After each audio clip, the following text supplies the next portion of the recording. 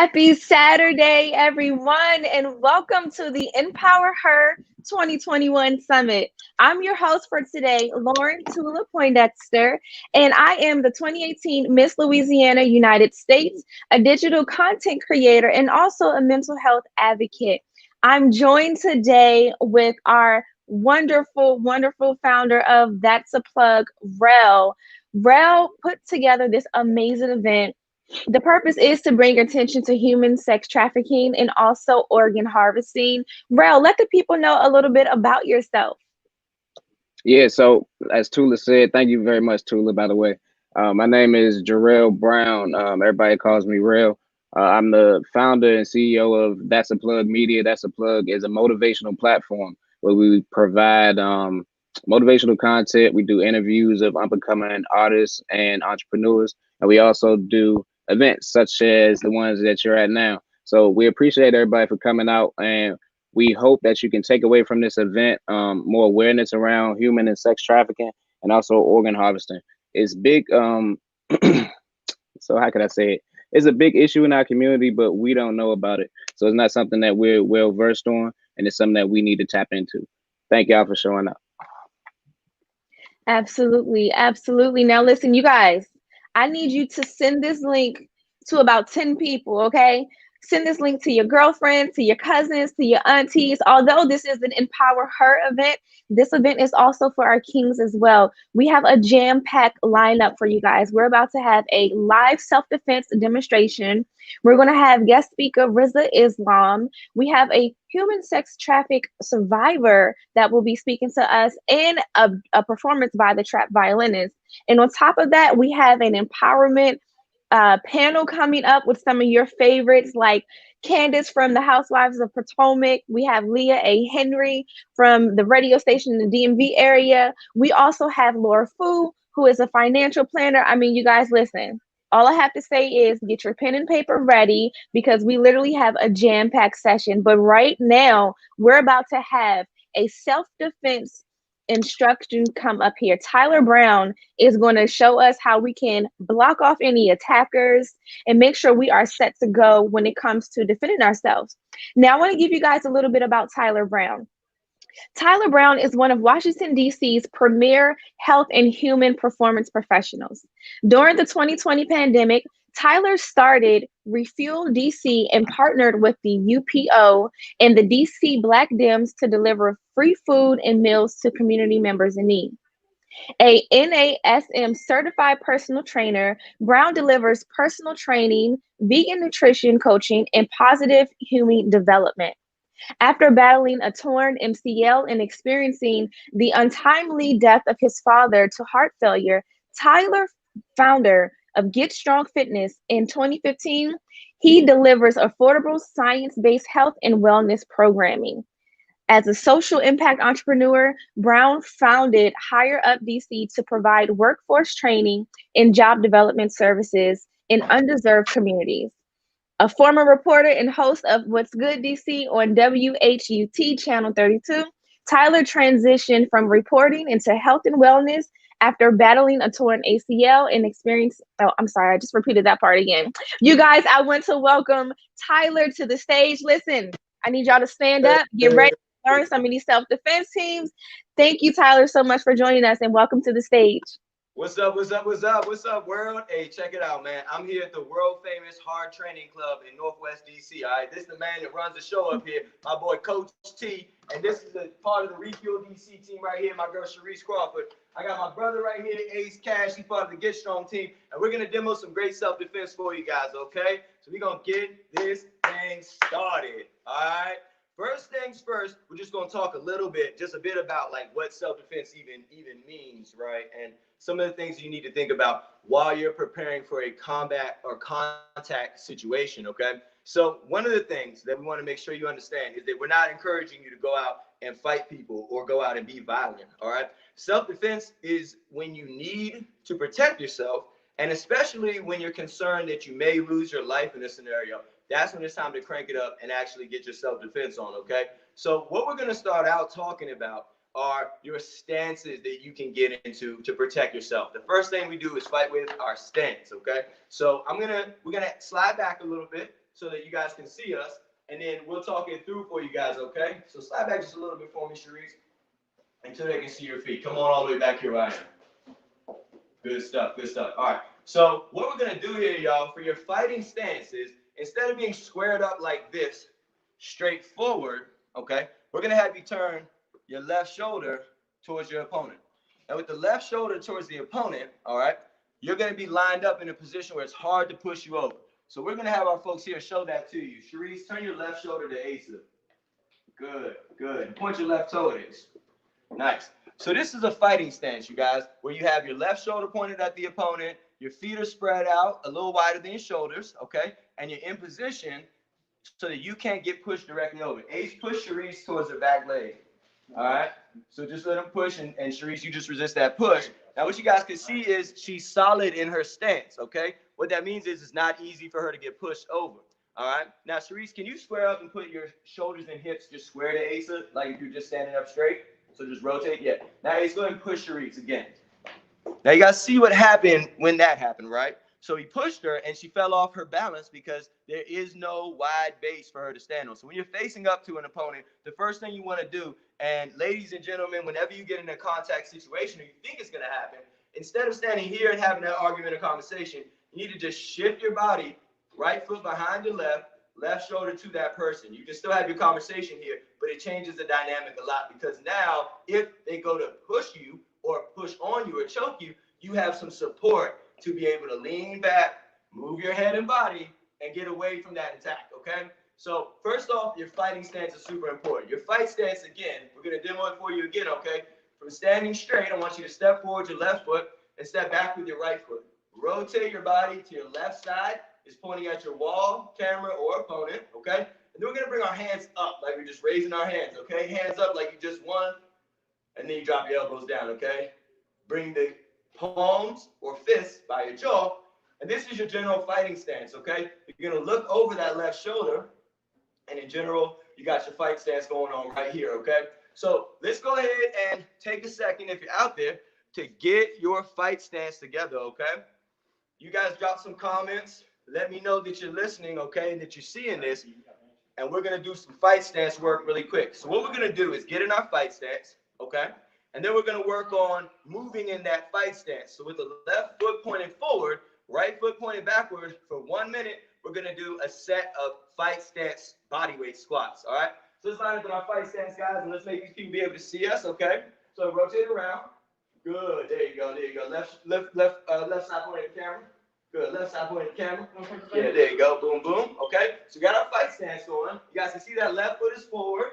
Okay. Slide back so they can see you. Boom. With this position, let's go ahead and get into some fight stance squats, okay? Drop down and up. 1. Good job. 30 seconds. So as you guys can see, you got that left foot forward, right foot back behind you, dropping that body weight down. Butt goes back, okay? Hips back, keeping the hands up.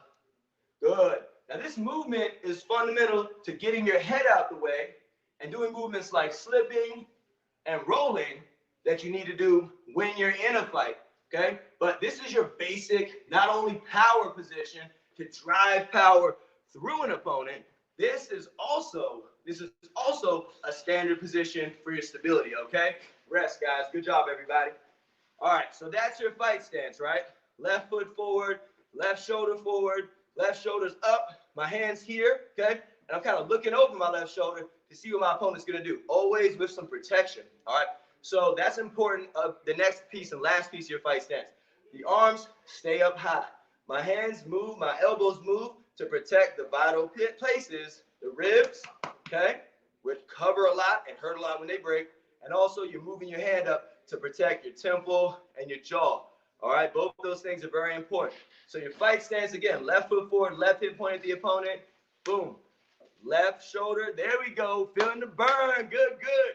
Keep working with me. All right, left shoulder here, right hand is up here, left hand here, okay? Here's your fight stance. From here, what we're gonna do is work on your first punch out of your fight stance, all right? And that's your left hand, which is pointed at your opponent.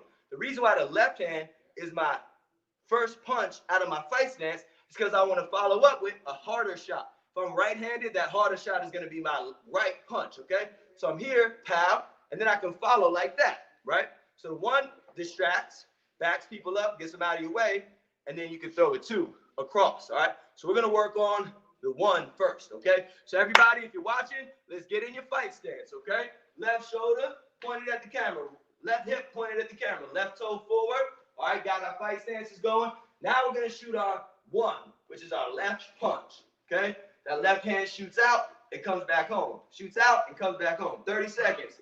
This is the 1, okay? In boxing, we put numbers on punches, so it's easy to call out, and so your fighter knows what punch you're calling when you do mitt work, okay? So this is the 1, all right? Now we have a series of punches. Goes all the way through 7 punches, but we're working with the 1 right now. It's a left hand pops out, comes back on. Pop, pop, pop, pop, pop. Now, one thing with that left hand, as you push that left out, you're gonna give it a little jump forward. Boom, boom, right? So guys, slide back real quick and show them what it looks like to drive forward by going this way, okay? Yeah, so punch this direction, and let's slide forward, hop, hop, hop, and get that push off that back foot in there. So you see how as they throw that left hand, they're sliding forward. Good workout, 50 seconds left. Let's keep that left hand going. Whop, whop, whop, whop. Slide across. You're doing that so you can reach your opponent and bring it back. You got to put power behind every punch. Rest. Good job, everybody. Rest if you're out there working with us. Way to work. Deep breaths here. So that's your 1, pow. The 1 or jab, okay, it's called a jab. We call it a 1, but it's a jab. The jab is useful for backing opponents up. It's useful for finding distance and saying, okay, how far away is my target? Pow, so I can strike again. All right? So we're looking at that. How far is my target away from me?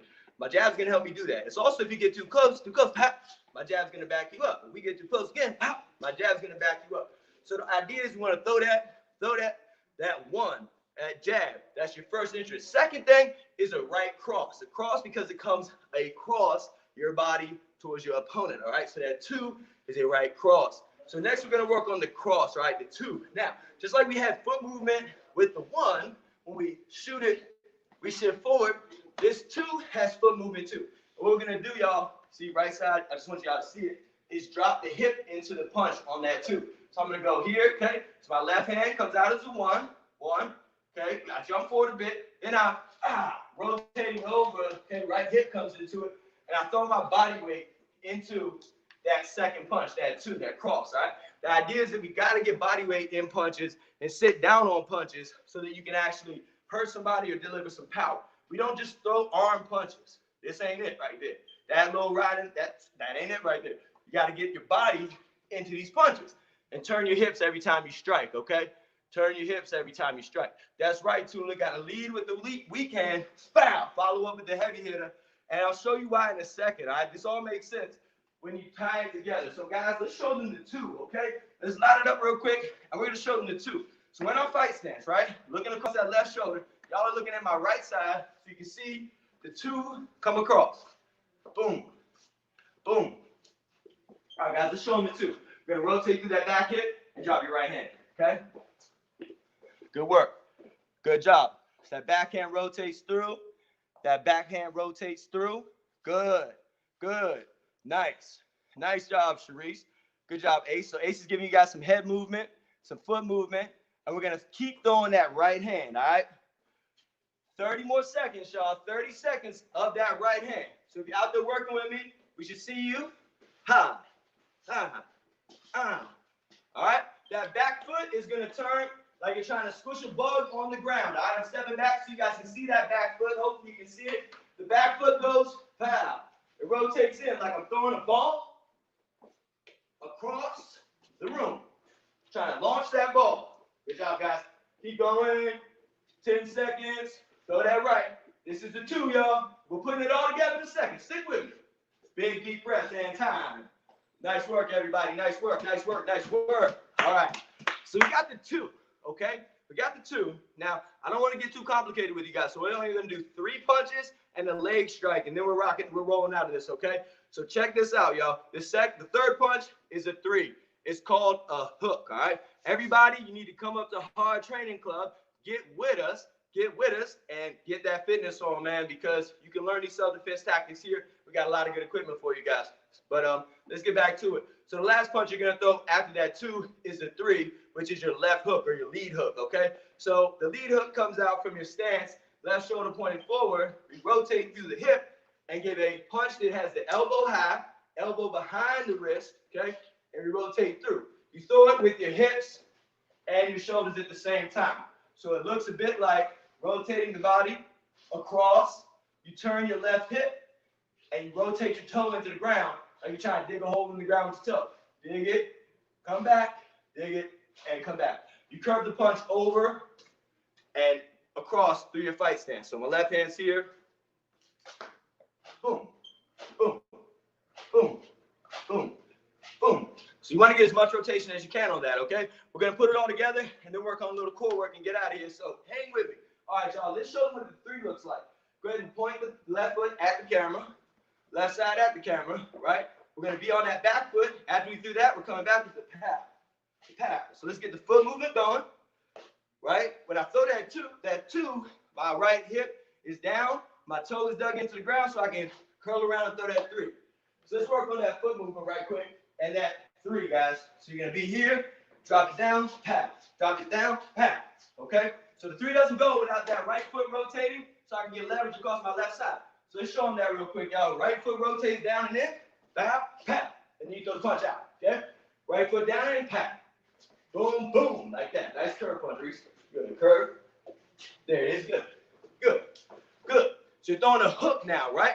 I'm trying to hook my arm around your hands. If your hands are here, I'm trying to hook around your hands and contact the side of your face, okay? I got some good stuff coming up, guys, so hang with me, all right? Hang with me. We're still going to talk about choke defense, okay, which I want all my ladies to get to. Choke defense, all my ladies to get to that, all right? Really, really want to hear that, so hang with me. We're working on the 3. This is your lead hook, okay? Goes jab, right cross, lead hook, and that's what we're looking at right here, okay? Keep throwing that 3, y'all. Almost there. Almost there. Good job. Nice curving punch. Comes out of your stance. I get leverage because I'm leaning in on that last 2. Back. Okay? All I'm doing is rotating through the feet and then coming across. Use your legs when you fight. It's not about arms. Get your power from your legs. Transfer it through the body, through the core. Time. Good job on those 3s. Nice work. Nice work. Big deep breaths, y'all. Good job. All right, everybody. Way to go. So we got the 1, the 2, and the 3. All right. Now we're going to put it together real quick and give some core exercises for you guys. Chop that up and then work on our choke defense, all right? So let's give them a 1, 2, 3, guys. For the next minute, point your left shoulder at the camera, left hip at the camera, arms up. Good. Fight stance. Push the 1, turn the 2, and hook the 3, okay? Let's get it. 1, 2, 3. 1, 2, 3. 1, 2, 3. 1, 2, 3. That hook should come out. Wow. Quick. Wow. Turn the body. Let's go. 1, 2, 3. Let's see. Good job. Pop, pop, pop. Look. 1, 2, 2, 2, 3. Boom. There you go. 1, 2, 3. Nice. 1, 2, 3. 1. Cross. Hook. Nice. Jab. Cross. Hook. Nice. Jab. Cross. Hook. Nice job. Nice job. Jab. Cross. Hook. Good. Jab. Cross. Hook. Nice, everybody. Keep working out there. 10 seconds left. You got this. Big energy, big excitement. Let's go with power. Her conference. Jab. Cross. Hook. Up. Jab. Cross. Hook. 1, 2, 3. Get it together. Get it together. Time. Way to go, everybody. All right, y'all. Big deep breaths, okay? One of the most important things about combat is having a strong core to be able to handle combat. So for the next minute, we're going to do a set of high planks, okay? Everybody out there watching on StreamYard, get ready to get some high planks in with us, all right? 3, 2, 1. Let's go. Get down into the top of a push-up. And you're going to hold it. Nice work. Big deep breaths. Staying low. Good job. Keep that air going. Nice tight plank is going to get you out of there when it's time to do your core work. But it's also going to help you out when somebody tries to grab you, push you over, flip you, or throw you. You got to have a solid core. Got solid legs. Nice column of muscle to stand on. Good job, everybody. Big, deep breaths. Keep that airflow going.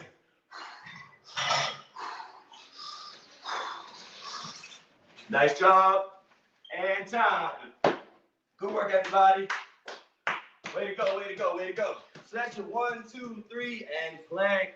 Way to work, everybody. You guys are doing awesome. If you're out there in StreamYard working with me, great job. Way to work. So you got the 1, 2, 3 in your plank. We're breaking it out for a 1, 2, 3 and a flutter kick next, okay? We're going to wrap this thing up soon. Don't worry. Let's give them that fight stance one more time, y'all. 3, 2, 1. Left side forward, right side back. Boom, boom, boom. Let's get it. 1, 2, 3. Good. Turn those feet. Good. Turn the hips. Rotate the feet. Nice. Good. Good job, y'all. Nice work, y'all. Good job. Now, shadow boxing, what we're doing right now, where you're throwing hands but you're not contacting something, is a great way, especially in the mirror, to work on your skills. Good stuff, y'all. Almost there. Good. Whenever you're throwing your little combos, never want to get too stuck in one place. Get used to moving back and forth. Use that squat that we just did in your stance. Get you up out of there. Great job, guys. 5, 4, 3, 2, 1. Way to work, way to work. All right, y'all. Great job out there in StreamYard. Check it out. We got a set of flutter kicks coming up next. I told y'all we was going to have some fun. Let's get this thing popping, y'all. Let's give them a set of flutter kicks. And then we're going to work on our choke defense and get them out of here. All right. So your flutters, you're going to sit down on the ground. And you're going to get ready to rock and roll by leaning back on your elbows. After that, from this supine position, we're just going to begin chopping the feet. Bringing those legs up and down.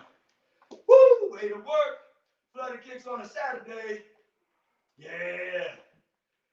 Burn off that brunch you're going to eat tomorrow by getting these flutter kicks in today. Deep breaths. Great way to tighten up that abdominal chain. Okay? It's important to use that abdominal chain in a fight. Good work, everybody. Here we go. 5, 4, 3, 2, 1, and rest. Nice work, nice work, nice work. Okay, so now we're going to work on some leg stuff. First thing is a front kick, okay? Next thing is a quick choke defense that uses your legs, all right? So let's work on that front kick. Reese, can you line up with your left side pointed to Asa? Good. Slide around so you guys are lateral so they can see y'all. Perfect, perfect. Okay, now what you're going to do, Reese, is give them the 1, 2, 3. Okay, so just throw that really quick, nice and light. 1, 2, 3. Good. Now you're going to lean back on that back leg, your right leg, pick that foot up, kick through, and step back into your fight stance. Okay, so just a real quick back. Try to step in and through, aiming between the knee and the belly. All right. Now this strike is very good for when somebody approaches you trying to grab you. This is a back them up type of kick. Get them out of their kick. Hit them in the balls, hit them in the stomach, hit them in the ladder kick. Okay. So let's work on that real quick. Reach 1, 2, 3. Okay, nice and light. Boom. Okay, 1, 2, 3. So 1, 2, 3, and then step back and just step into his thigh. Right. But instead of like upright with the kick, think about going into the person. All right, so you kick me and show them what it's supposed to look like. Okay. Boom. All right. So you see that, right? Person gets kicked and they move back because what you're really trying to do is push the person away from you. Let's do it one more time. All right, guys. So I'm squared up with him, right? I'm approaching him like this. He's going to lift his leg and give me this kick that we're trying to do, okay? Boom. Just like that, right? So you pick the foot up, you dig into the person, and then it's, push him back, all right? Once you hit that foot back on the ground, now I'm back to my 1, 2, 3, right? And then I can, again, step forward with this foot and lean into my opponent. It's not a soccer kick where we're trying to kick our toes up in the air. This is a forward, up, and forward push movement, all right? That's what we want to get into next, okay? So, guys, for the next minute, we're going to work on 1, 2, 3, and then step into that front kick, okay? Let's get it, y'all. 3, 2, 1. So we're going to exchange here, okay? You 1, 2, 3, kick. You 1, 2, 3, kick. All right? Ladies first. And then step into it. Good, good. Good, good. See how he's extending? Try to extend through him. Good. Extend through him. Nice. There it is. There it is, Reese. Good job. Good job. Good job. Ah, push through. Nice. Nice. All right, so we got him demoing the movement. And then she's stepping in for that kick. You guys see how she got the leg up into the opponent and pushed off? You're not trying to flick it out. You're trying to dig into that person, all right? As soon as you dig into that soft part of their body, that abdomen, that stomach, we've all been punched in the stomach. You know it hurts. Imagine getting somebody kicking you in the stomach like that, okay? This is serious. But this will back somebody up. 10 seconds, y'all. 10 seconds. This will back somebody up when they're running at you. So throw that kick, y'all. Good. Let that knee up high and launch it into your opponent. Ladies, I don't want y'all to be light with it. Step down into that man. Step down into that dude's balls. Step down into that dude's pelvis. Step down into his thigh. This is for knees, balls, stomachs, okay? All that. Dig into those parts. Time, guys. Good job. Good job. Way to work, everybody. Way to work. Way to work. Way to work. All right, so we worked through our 1, our 2, our 3, and we worked on a front kick to nail people with, okay? Last thing we're going to do is work on a little choke defense, all right? Now, this choke defense, let's slide up. Come on in close. Now, I want you guys to be able to see kind of how this works, okay? So the choke defense, when, you get into a bad situation, especially domestic violence, one of the most common things is what we call a rape choke, right? Guy grabs a lady, or a guy grabs a guy, girl grabs a girl, what have you, choking you out, right? Now, you want to be able to defend against this in the quickest way possible, because when you're being choked, you've got about like 120 seconds of good oxygen before your brain starts to sort of not think as clearly. So you have to make a move in the first 60 seconds when somebody puts their hands on your neck, all right? And this is for a lot of good reasons, all right? There are arteries around your neck. You don't want to get cut off. If you do, you'll pass out. And once you pass out in that situation, no telling what can happen, okay? And that's what we're trying to avoid at all costs. So when you get into this scenario where somebody is choking you, okay, step to your right real quick. Hey, slide around here for me, okay? You grab me in a choke. Slide to your right just a bit. Good. All right, so here he's got my neck in a good solid chokehold. You guys can see kind of arms on the neck. He's gripping it through. He's pushing. All right, the first thing I want you guys to do is get him in the closest space you can, right? So the close space is right between his hands, okay? Now what we're going to do is, I'm being choked. First thing I'm going to do, in my fight stance, right? So my right foot is back, okay? I'm leveraging, so you can't, let's slide this way a bit. I'm leveraging, right? Boom. Right foot is back, left foot forward. So now he's pushing forward and he can't push me back. First things first, stay in your stance. Second thing, get in that squat we taught you. Push your arms up and through and break out the choke, okay? It's about elbows down, up and wide. Big push all the way through. Choke defense, okay? So let's take off the gloves right quick, and we're gonna have you work on that, all right? And see what it looks like, okay? So come on through, all right? I'm gonna grab you here, boom, choking. You give me, first things first, right? If I'm coming at you, what are you gonna do? Fight stance. Boom, there it is, good. So I'm reaching for you now. Grab you in the chokehold. You can get low, push up, boom, like that. Nice. Same thing, let's do it again, okay? We'll grab you here, oh, girl, you did that. Here, push, good. There you go, there you go, there you go. All right, same thing, right? So you can see what happens, guys. She gets in there, pushes through, all right? You got to get either a nice tight grip like this or give me a tight prayer hands. I want you to really dip down and drive out of that, okay? It's got to be a big explosion with the elbows. Lastly, we're not going straight up. We're going like this, okay? So it's a big push up and through, elbows bent, so you can drive that power. Try it one more time, okay? I'm approaching you. You're in your fight stance. I grab you. You go down, deep, and drive up. Good. No. Follow through all the way. It's got to go all the way up, because if somebody's really trying, you have to break it off, okay? All right, let's try it one more time. So you're regular. I come up to you, blah, blah, blah, blah, blah. Grab you. You get a little big push. Nice. That's better. That's better. I want to feel power, okay? So drive it one more time with power. Deep, drop down deep, big push, power. Okay, better. So this is a movement that you guys have to dig in deep, big explosion with, okay? The elbows have to push out really hard. And once you do that, you'll have a good choke defense. One of the first things you can do when somebody grabs you in a rape choke. All right, so let's demo this really quickly, guys. For 30 seconds, we're going to exchange this choke defense. All right, so back and forth, okay? I want AC to approach her. I want you to be in regular stance and then switch to your fight stance. as he gets in your personal space. Slide out just so you guys behind that line. Nice. All right. So 3, 2, 1, let's demo. Slide back into your fight stance. Good. Dig in deep. Nice, nice, nice. One more time. Now reach, you grab. Good. Deep, low, get low. Right. So you see how that's a little more bottom up power. So do that like that, okay? Good job. Got 45 seconds left. Good. Fight stance. Nice. Reach. Good job. Good job. Way to get in that fight stance. You saw you couldn't slide back? Good. So you see how when she put her right foot back behind her, she couldn't get pushed back anymore. First things, ladies, you got to stay in your fight stance. When somebody starts to approach you and he's in your personal space, you get in that fight stance. Left foot forward, right foot back, okay? Just by doing that, this dude's going to be like, oh, yeah? Oh, you trying to? Yeah, I am trying to. So if you want to bring it, I'm about to bring it. That's the energy, okay? Because a lot of men, a lot of bullies are going to back the fuck up once they see that you're not playing no games. You need to make sure they know that real quickly. Like, I'm nice. Yeah, we out on a date. It's cool. But don't think this is sweet. And that's what they need to know, okay? So when somebody slides into your personal space and it's a little aggressive, that right foot needs to go back, left foot forward, left shoulder forward. And there's nothing wrong with slowly starting to bring this hand up and just getting a little comfortable because you might have to ha, okay? So good job, y'all. Big, deep breaths. All right. So that's the talk, guys. We've gone through a couple moves, and now we're going to shift it over for a little Q&A, okay? Absolutely. Oh my goodness, Tyler, this was amazing.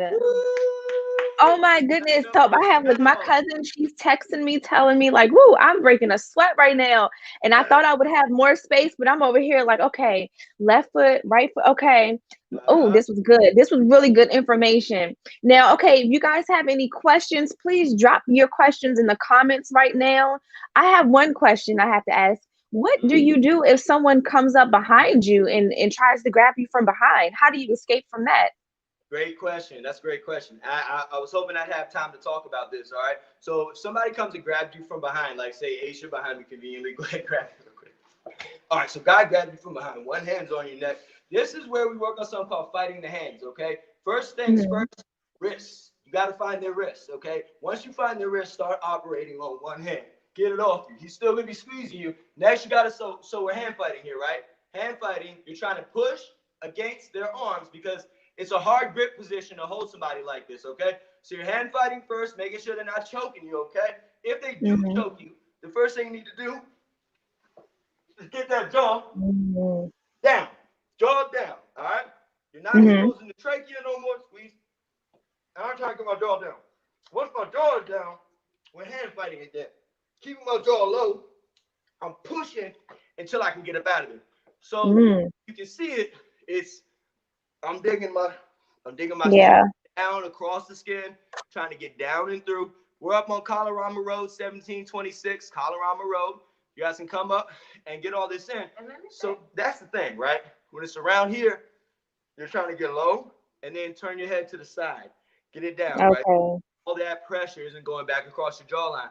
Because that's another way that you can pass out. And ladies, to keep it simple, get yourself grounded like that back kick, like the front kick, to get a good back kick in as hard as you can. And that's going to really, really grip where it needs to grip. The net will, all right, that's not what I would suggest. What I'm going to tell you is to, once again, if you're being grabbed from behind, do that. And the next maneuver is to stomp on the foot, all right? So once you're hand fighting with one foot, you're going behind you. Trying best to find their foot. You want to fight the feet and fight the hands. Take away his leverage, okay? So while back is good, that's going to put you in a position where you're leaning forward on one foot. We don't want that. I want you to stay square. So if they get you from behind, you're hand fighting, you're pushing your chin down, and you're finding that foot. That's the closest place.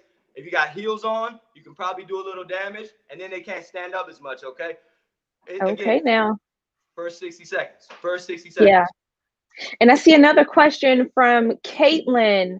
It says, what if you get attacked by more than one person, like 2 men and 1 woman? How you guys are now? How should they get out of that? All right, so if you get jumped, right, the first things first, you run, all right? Don't stand and fight 2 people at the same time. But if you can't run, if you're in a close quarter situation, what you need to do first things first is put your back to the wall. You need to make sure you can't get surrounded. So that's the first thing. First 60 seconds, I got to assess my opponents and put my back to the wall so I can't get surrounded. The next thing you got to do, get in fight stance, right? And you got to get your head moving. So that squat that we practiced, getting low, when people come at you, the only thing you can do is move your head out the way. And then, like I said, you're going to have to start getting really aggressive. So that front kick, that 1, 2, 3, if you can't get away, you got to show them that you can hurt them, okay? So there's a couple of things we didn't talk about, like eye gouges and things like that you can get into. Yeah. Come to the gym, you guys, and I'll take you through that kind of course, right? Where it's like a little bit more lethal. But when you're getting attacked by 2 or more people, you need to think about lethal strikes just so people know that, you know, you're not going to be a victim. And always run first. Always run first because you never want to try to just, you know, do all this in the space of I want to prove something. So make sure you can't run. That's when you fight. But absolutely. Tyler, where can the people stay in touch with you and find you? Oh, absolutely, man. You guys can find me on Instagram at Get Strong Fitness, online at www.getstrongwithty.com. You can come up to the gym at Hard Training Club, right, which is right up here at 726 Colorado Road, Northwest, and get it in with us, man. We got bags, we got weights, we got everything you need to really turn it up. So hit me up in the DM at Get Strong Fitness, and let's link up. I saw a couple people asking where the gym is. Don't be afraid to just shout me out with a message, and, you know, I'll tap in with you. And I guess, Tula, you're going to have to come up here and show these people how it's done, right? I mean, that's absolutely. Listen, I'm ready. I'm ready. Tyler, thank you guys so much. And thank you guys also for the demonstration. If you guys enjoyed this, definitely make sure you show him some love. Yes. Now, up next, we have our first vendor spotlight from That's a Plug Media, followed by a special video. Yo, what's good? It's Real with That's a Plug, man. If you didn't know, That's a Plug is a motivational platform. I started in 2018, so let me take y'all back a little bit. In 2012, I created a magazine called Built to Still for distinguishing one's personal endowments. What I wanted to do is put other people on. I wanted to showcase artists, entrepreneurs, everybody that's doing something positive in the D&B period. That dream took a back burner when I got locked up in possession of marijuana and a pistol. So I was facing a gun charge, and this magazine I brought to the judge, just to shorten this speech a little bit, I brought this magazine to the judge, slammed on the table and said, "Judge, I don't want to go to jail, such and such. I did wrong, but I'm trying to do right. I gave the judge magazine, looked through it, everything. And I sincerely believe that's one of the reasons I got my sentence reduced. But to speed up, you know, I still had to do some jail time. When I got out, I switched modes completely. So it was either do the magazine or do something else that's gonna make me some money right now. The thing I chose to make money right now was landscaping. Jarrell Brown, owner of Save My Lawn Services. I got straight into the landscaping field and did it as my own boss. I never worked for anybody. I created this shit from the ground up, and I kept going. So fast forward to, that was back in 2012. In 2018, I got to the point where as though I felt kind of comfortable in the landscape, I was making money, and I was able to kind of maneuver a little bit. I got back to the dream and the vision of the magazine, but I took it in video form. So the video form was this, That's a Plug. And I came up with the name That's a Plug solely off of pretty much Instagram. You win some, you lose some, but you live. You live to give another quote, face ass. On Instagram, I used to post like entrepreneurship videos of me out doing work, and every time I drop a gem or jewel on somebody, I say that's a plug in the end. And I said that only because I wanted people to know that the information was the plug. Everybody associates the plug and that's a plug with drugs or the main nigga at the top. It's not that. The plug is the information. The plug is the gems and jewels that you're gonna pick up while you on your journey to greatness.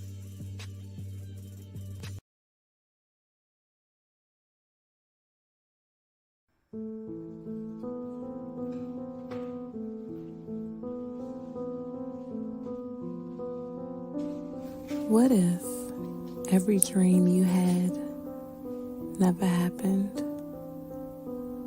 What if every passion you felt never existed?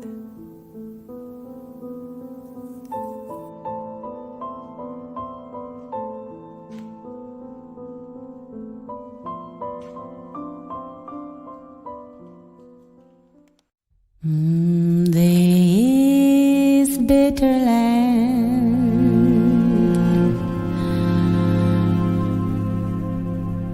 started with my soul.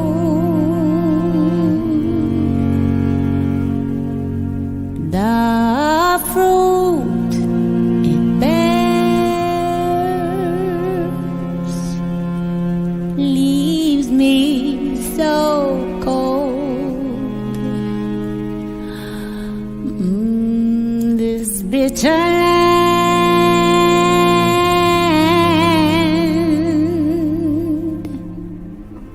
does nothing for love. This bitter land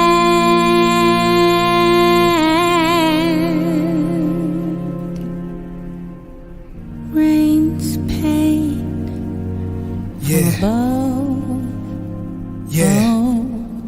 Running on the concrete, cross the train tracks. The devil is behind me. In the ghettos where you find me.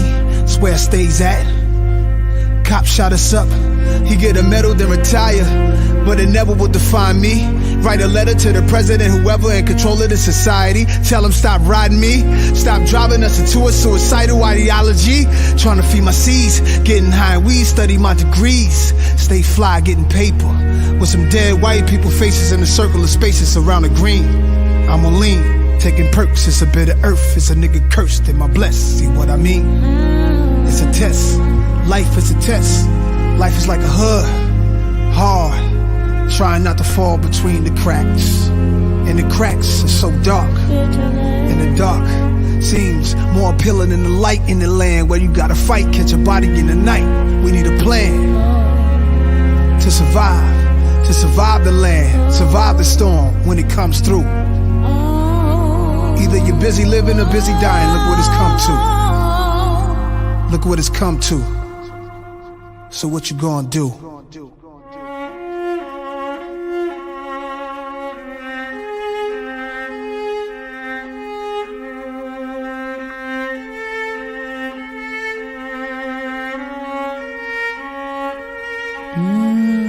This bitter land is far too real. Wow, that was a beautiful presentation. And the ballerina in that video is Miss Ashanti Green. Now, up next, we have a presentation from Miss Anissa Faiza. Now, Anissa is a human sex trafficking survivor. She's an author, a business owner, and she's an Army veteran. Please welcome Miss Anissa to the stage. Hi, thank you. How are you? I'm great. How are you? I'm so awesome. Listen, I'm so happy to have you here. I know the people are ready to hear from you, so I'm going to let you take it away. Okay. So, my name is Anissa Faiza. I want to thank everybody who's watching today, because if you're watching, you are a part of the solution, and that is very important and is very commendable. So my name is Anissa Faiza. I am a mother, a veteran, an author, and a serial entrepreneur. As Tula said, I am a sex trafficking survivor. One of the companies I have is the Feminine Fist, which is a company dedicated to providing women and the men who support them with the resources to protect, respect, develop, and nurture the divinity in women. On the site, thefemininefist.com, you can get a free guide on how to stop sex trafficking. So as a survivor, I feel the obligation to raise awareness of what sex trafficking actually looks like, as opposed to letting people rely on the propaganda that the media often uses to get views and clicks. So if we know what it really looks like, then we can really protect ourselves. So what exactly is sex trafficking? Sex trafficking is human trafficking with the element of sexual exploitation through the use of force, fraud, or coercion.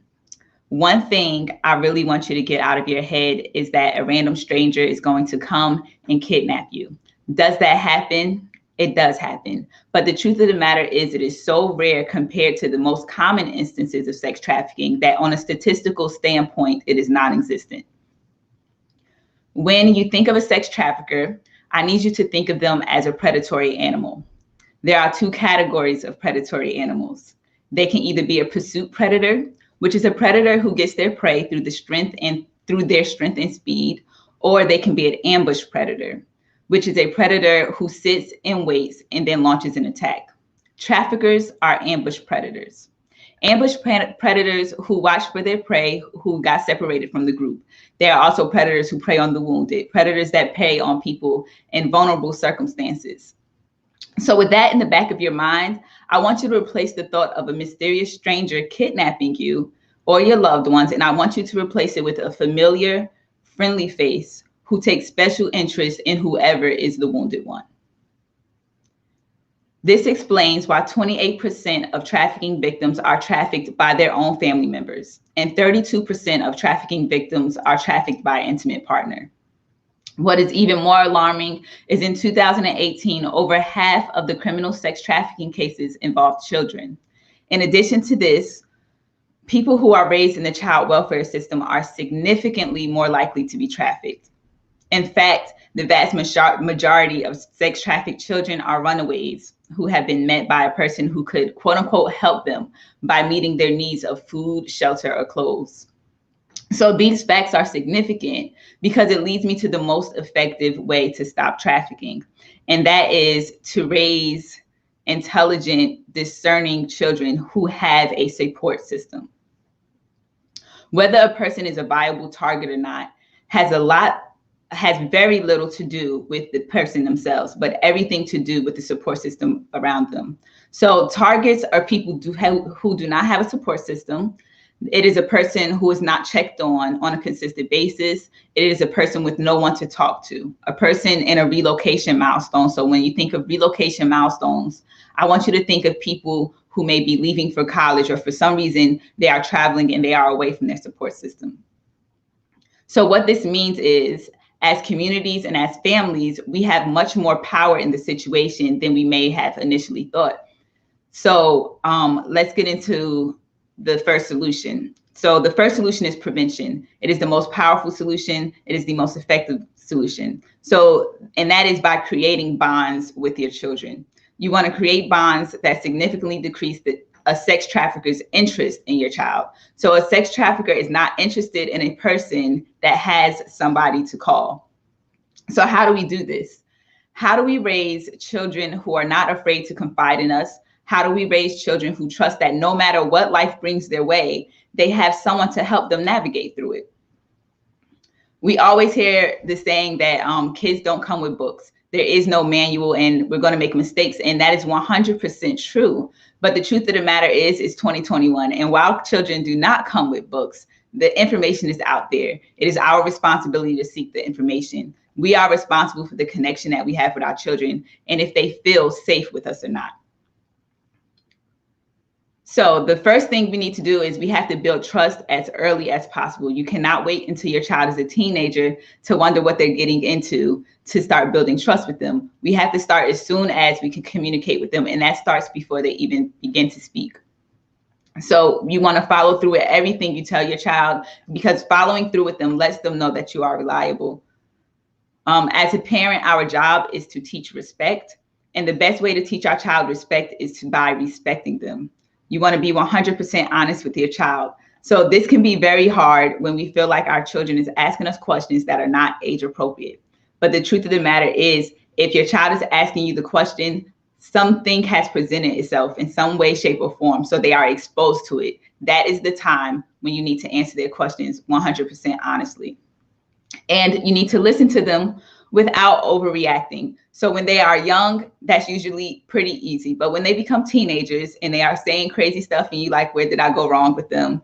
And you're like, why is she thinking this? It's okay to think that, but do not say it. Listen to them calmly. And when you respond to them with respect. And except for belittling them, like some people do, you just need to say, you know what, did you think about it this way? Like, just effectively communicating with them keeps the bond. And become a master at explaining. So back in the day, it was much more common to hear because I said so. Now, because I said so does not cut it, because it's too much information out here. So children seek information constantly. Explaining to them why they can or cannot do something, or why they should or should not do something, is much more effective than because I said so. And it lets them know that they can rely on you and trust what you're saying. They are not going to put what somebody else is saying over what you are saying, because you are explaining it to them. And be consistent. This is the last part of this part, and that is be consistent. You cannot be irrational today and then understanding tomorrow and expect that they can trust you with everything. You need them to trust you with everything, no matter how scary it is. And let them know under no circumstance are they ever alone. So a child or person that holds this type of relationship is very, very hard to traffic. Why? Because traffickers need to know that you are alone. Traffickers need to know that you have nobody to call on. And that is when they launch their attack, I guess. So as for prevention, there's a couple other things that we can do besides raising strong-minded children. The other thing we can do is we can put pressure on local and state politicians to put sex trafficking on their agenda. We need to push for policies to be put in place that mirror Sweden's abolition model, which has reduced Sweden's sex trafficking by 50%. We can also show up to school board meetings and write to the school districts requesting that sex trafficking education is added to their curriculums. Informed children are safe children. We can also request that school staff are trained in seeing the signs that a student may be trafficked and how to go about reporting the situation to get the child some help. So let's say all of this has failed and someone has come in contact with a sex trafficker. What are the signs, right? Everybody wants to know what's the signs that somebody has ill intention to me.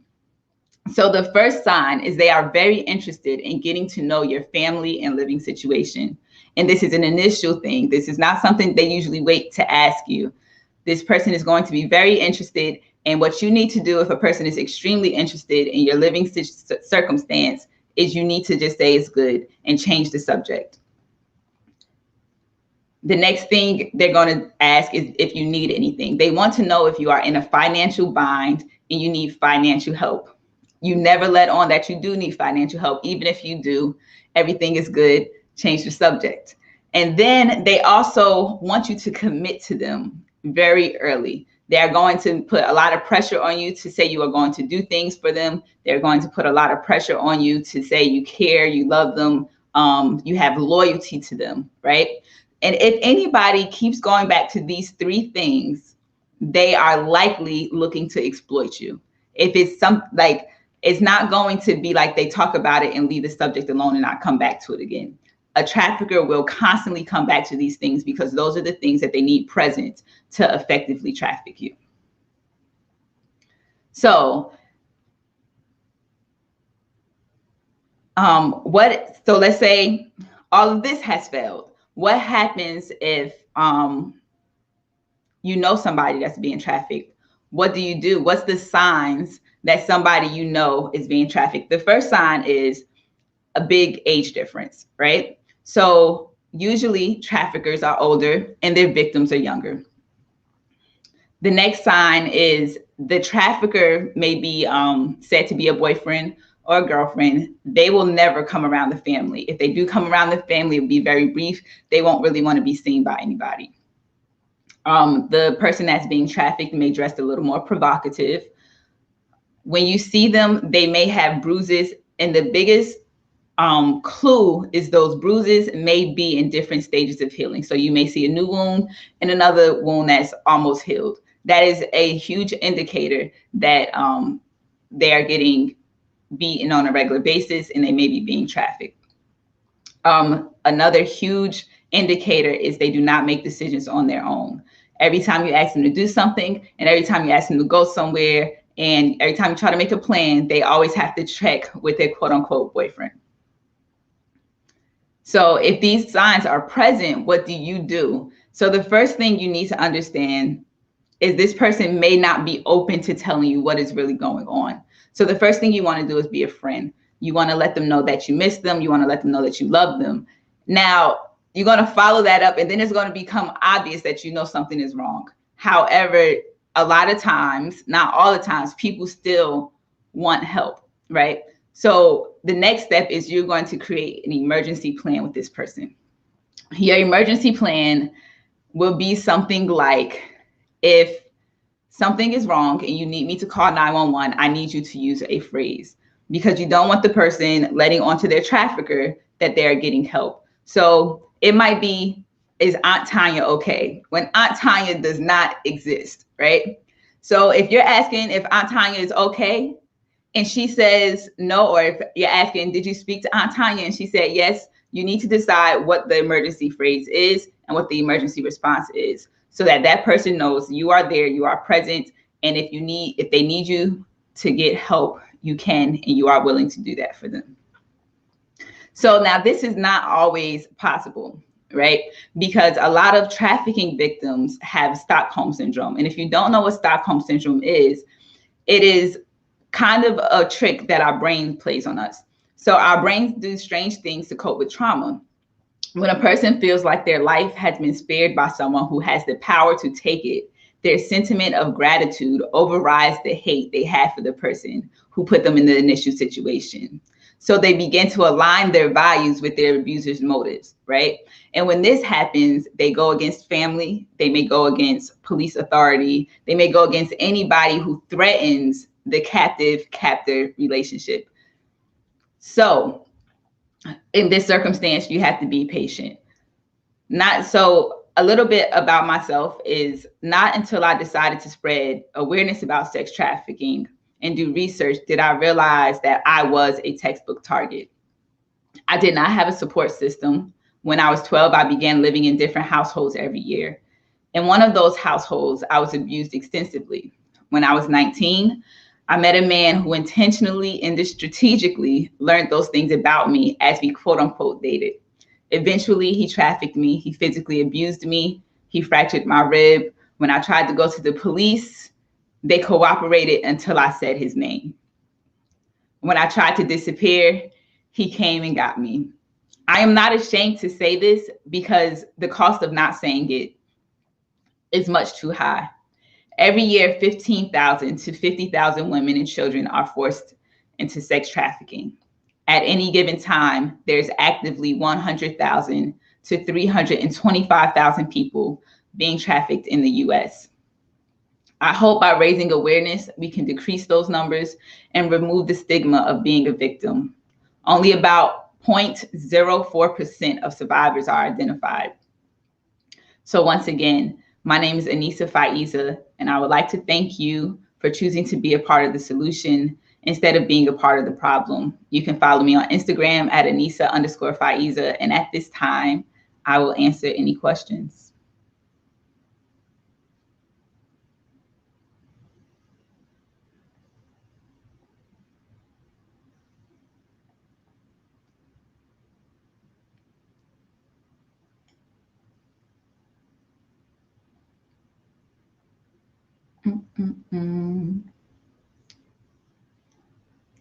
I cannot see the question.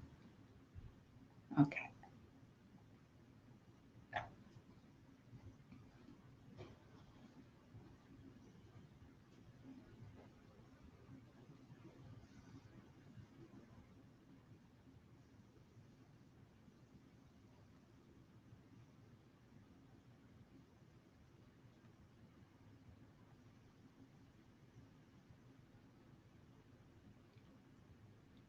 How can you help someone who doesn't want to be helped? So that is a very hard circumstance, and that's usually with a person who is suffering from Stockholm syndrome. What you can do, if you know something is actively happening, you can call the police. If something is not actively happening, then there is nothing that you can do. The police will not do anything. But something has to actively be happening, and that is very hard to catch.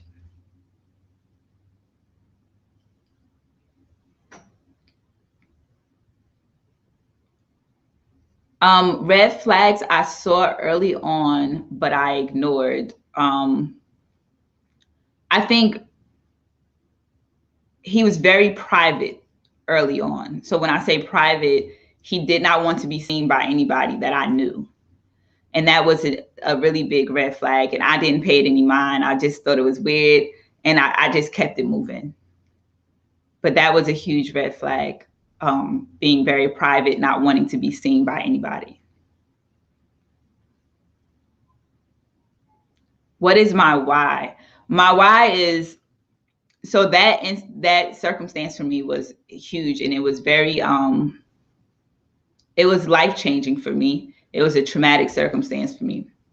But my why is that does not have to define your life. Whatever you're going through as a woman, as a person, if you're going through traumas, those things do not have to define your life. There are people here that is willing to listen. There are people who are willing to help. And there are people who are willing to prevent the situation from happening to begin with. So I am one of those people, and I don't want anybody to have to go through what I went through. So because I didn't have a resource when I was in that situation, I wanted to create a resource for people who may be getting into that situation.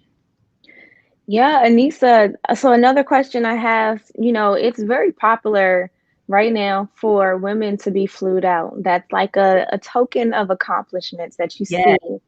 And, it can be very dangerous. What is your position on, I guess, this trend of wanting to be flued out and the risk that you may run of being a victim of human trafficking? So I don't want to give too much information on my specific circumstance, but I will say the person who did traffic me is currently having a court case from a woman he flew out with the intention to traffic, right? So that woman was smart enough, and I guess he was blatant enough because there was no buildup. He tried to immediately traffic her on a Super Bowl weekend. So she was bold enough and brave enough to run to the police immediately, right? You don't know who you're talking to online. I don't care how much they have on their page. I don't care if you've been talking for months. You don't know who you're talking to. And you need to be very cautious when it comes to getting flued out somewhere, right? So my suggestion is you don't fly out to anybody. If anything, have them fly out to you, close to your home where you know people. If it's that type of situation and you're trying to get to know somebody and it might be a long distance relationship, but do not fly out of your comfort zone to meet somebody that you have never seen in person before. Yeah, that's a very good tip. Would you suggest bringing friends with you if you were to go out of town to meet someone? Absolutely. Absolutely. Okay, you never want to go alone. And it might sound like uncomfortable, like you want to go with your girls, bring a man. Yeah. Bring a cousin, a brother. You don't have to stay in the same room, but let him be close to you. Yeah, absolutely. I see another question. Someone asked, how can you help someone to grow after they've gone through sex trafficking? The biggest thing is to not judge them, right? Because they are already ashamed, they are already embarrassed. And I think that's one of the reasons it's not so many resources, is because so many people have a stigma. They do not want to attach themselves to that. And they are ashamed, they are embarrassed. So the biggest thing is to let them know they are loved, let them know that they are not judged, let them know that you are there to listen, and let them know that you want to help them grow. Yeah. Thank you so much for sharing your journey, for being so transparent, and for equipping us with the information we need to help prevent sex trafficking within our community. Thank you so much, Anissa. Thank you. Later. Now, up next, we have a presentation from the trap violinist featuring Miss Azaria the poet. Get ready for this.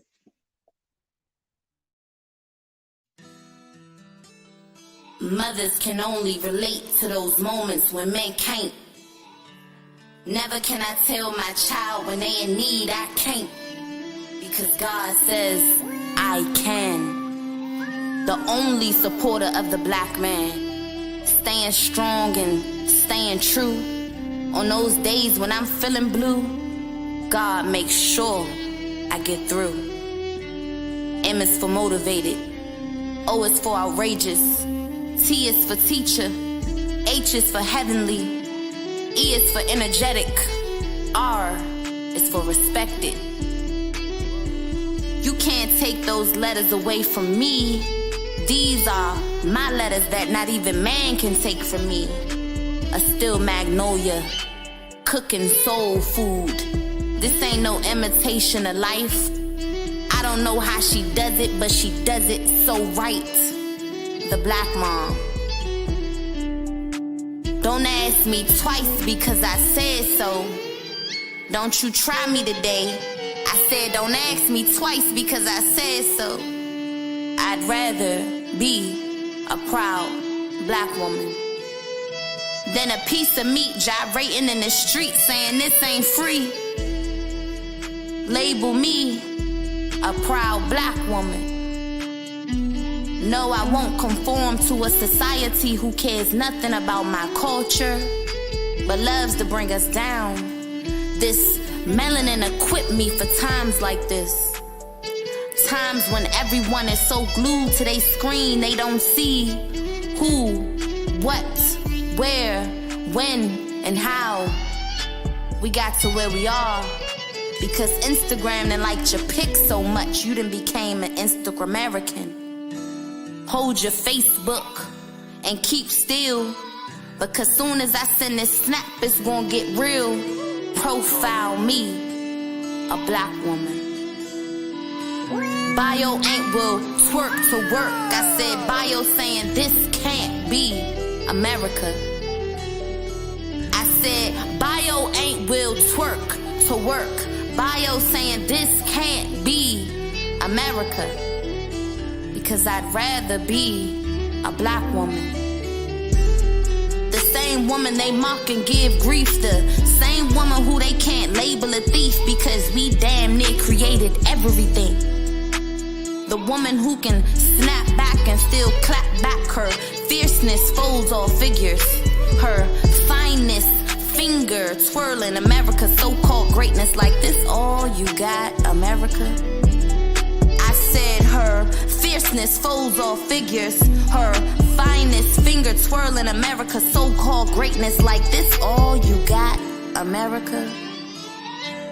I done seen my sons murdered, babies taken away, black lives being slandered, and this is the price we pay?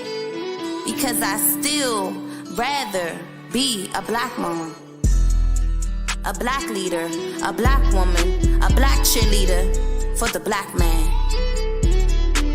Go, black man, go, you got this. Don't think the trap will set you free, because we will never be free. Just stand, black man, stand, because never do you see the black woman fall. I'd rather be a black woman, because no matter what our melanin drips as we stand tall, the black woman, the black mom, the womb warrior. It's like, how do you empower women when the world just wants her to lose? How do you empower women when they rather watch twerk videos than talk about the real news? That's why we have to empower each other through greatness, through strength, through unity, through love. Empower Her 2021 Summit. That's a plug.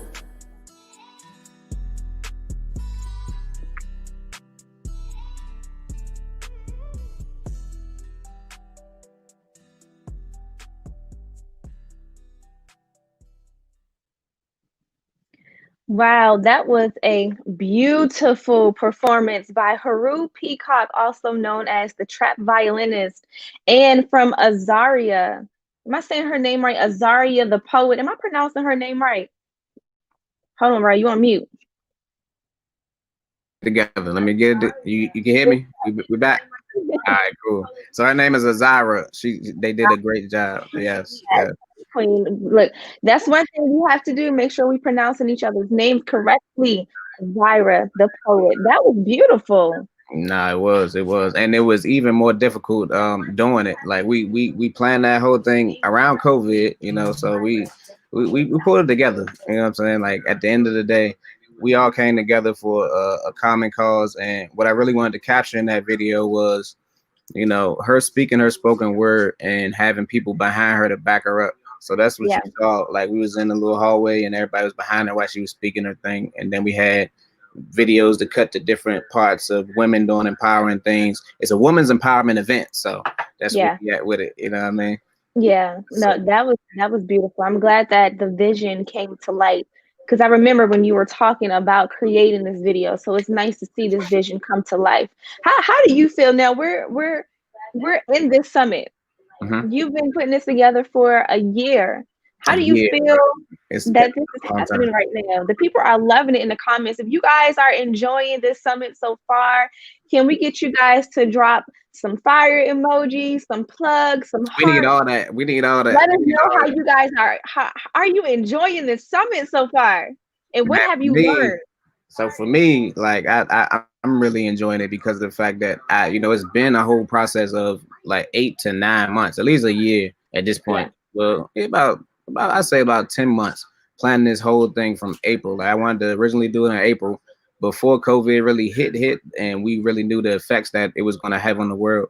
So I yeah, really wanted to have it live and everybody in one room, and how the world used to be. But yeah, that's just not the reality anymore. So I kept pushing it back over and over again until the fact that Mayor Bowser actually had to shut down the whole city. She was like, no restaurants are open. yeah, Nobody can even be around each other at this point. Everybody stay home. yeah. So that pretty much Stay put the home. whole that pretty much put the whole, like, your whole industry as far as media and event type of things on pause. Yeah, So yeah, it's put this event on pause for a while, but it was for a good purpose. So January is National Sex Trafficking Awareness Month, which I yeah. didn't know until I randomly found Anissa's page. Like I didn't know Anissa Mhm. before this whole thing. I randomly was scrolling. You know how you just scroll on Instagram. I Yeah, randomly found her page, and then she I saw her talking about sex trafficking. So I reached out to her, and she was with the movement.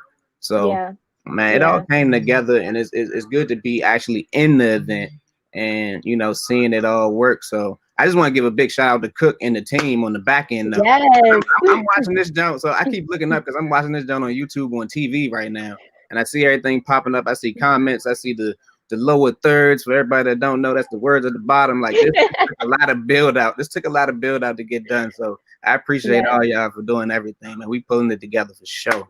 Yes, definitely. Definitely have to plug them. Listen, these virtual events are not easy. And, this takes it a step up from being a Zoom event. So definitely have to plug Cook. If you guys need any virtual coordination production, hit them up because you see how smoothly these things are going. Okay. They're the people behind it. So definitely got to plug them. But yeah, I mean, I'm super excited on what's about to come up. Now, I did have an opportunity to interview all of the guest speakers and panelists this week. And having an opportunity to talk to them one-on-one, I kind of we got a sneak peek on what's to be expected.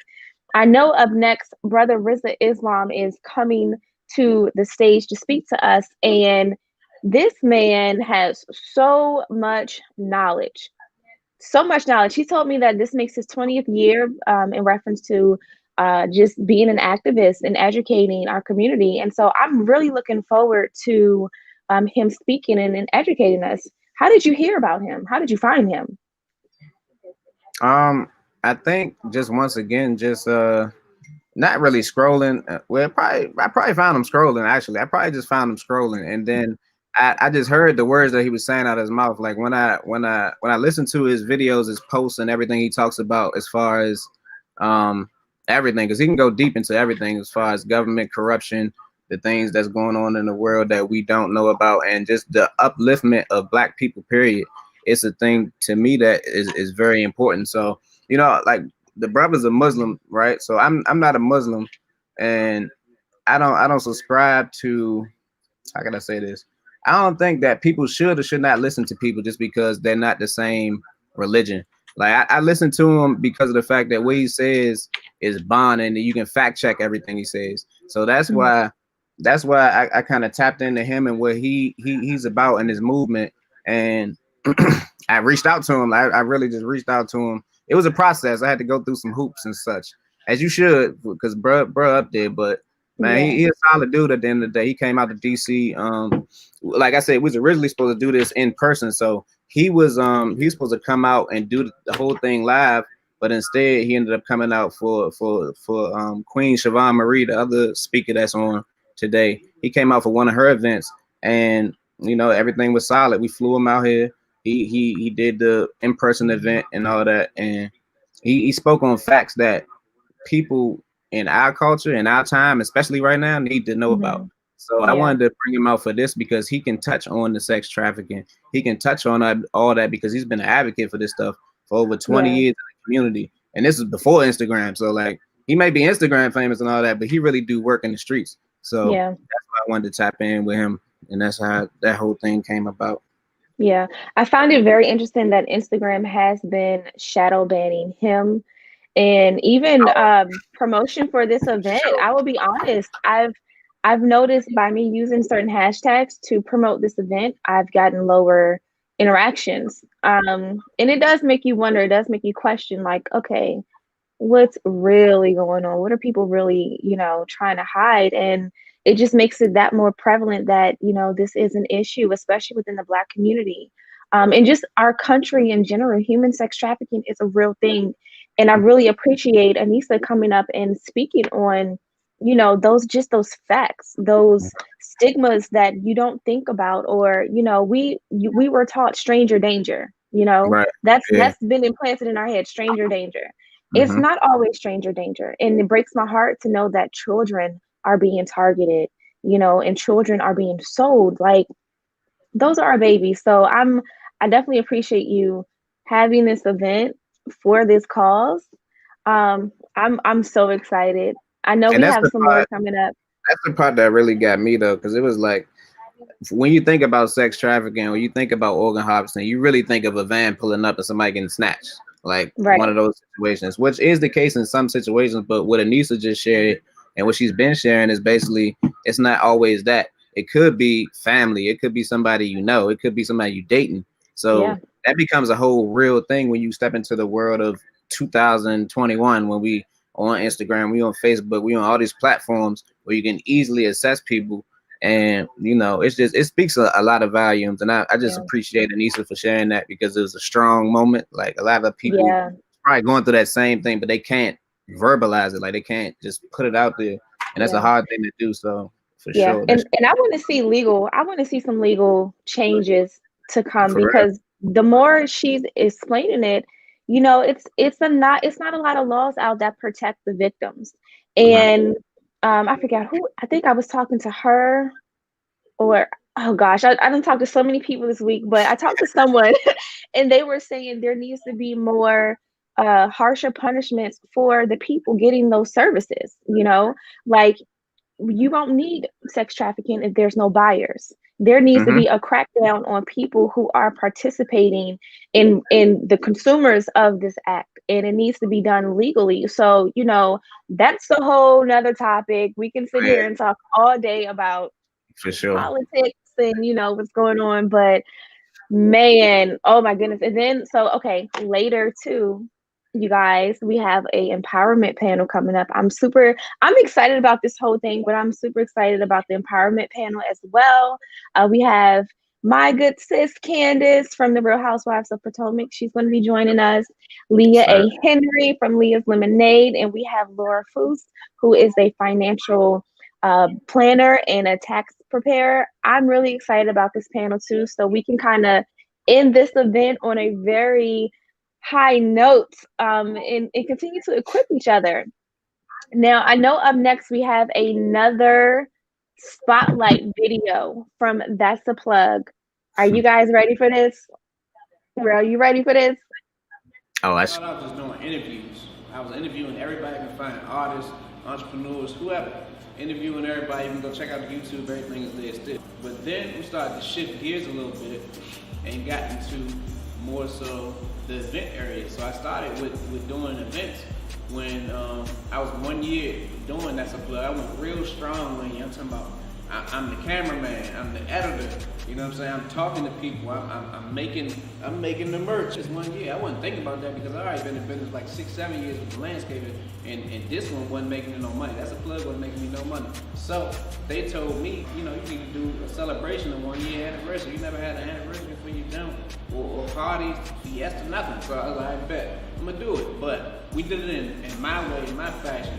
My way and my fashion is I like to have fun. I like to turn up and party and all that. But I like to learn at the same time. I'm big on learning. And that's the thing that shifted my mindset to where I am now, to where as though I gotta be learning on a daily basis. So what we did, we had vendors, we had speakers, we had everything you can imagine, plus entertainment. So we had live performances and everything, all in one event. And that was the 1 year anniversary. So I took that same model and I duplicated it 4 times. So we took it to a turkey drive with the same model. 300 turkeys for the community. Everybody say 300 turkeys. We did something called Guns Down, Gloves Up, raising awareness around gun violence in DC. Hey, gloves up, guns down. I'm moderating the panel today.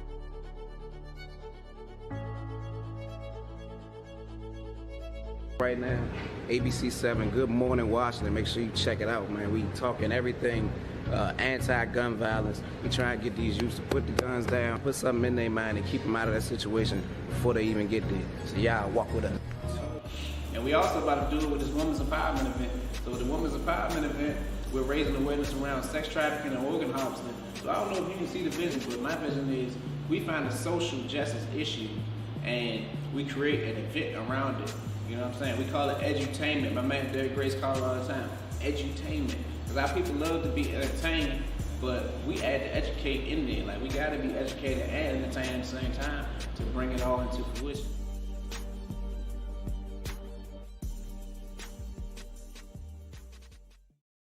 Watch. It's supposed to be dripping. Hurry up. Oh, so we'll bring it anyway.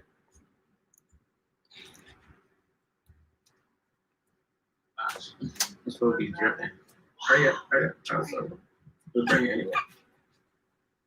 Hey. Good old StreamYard.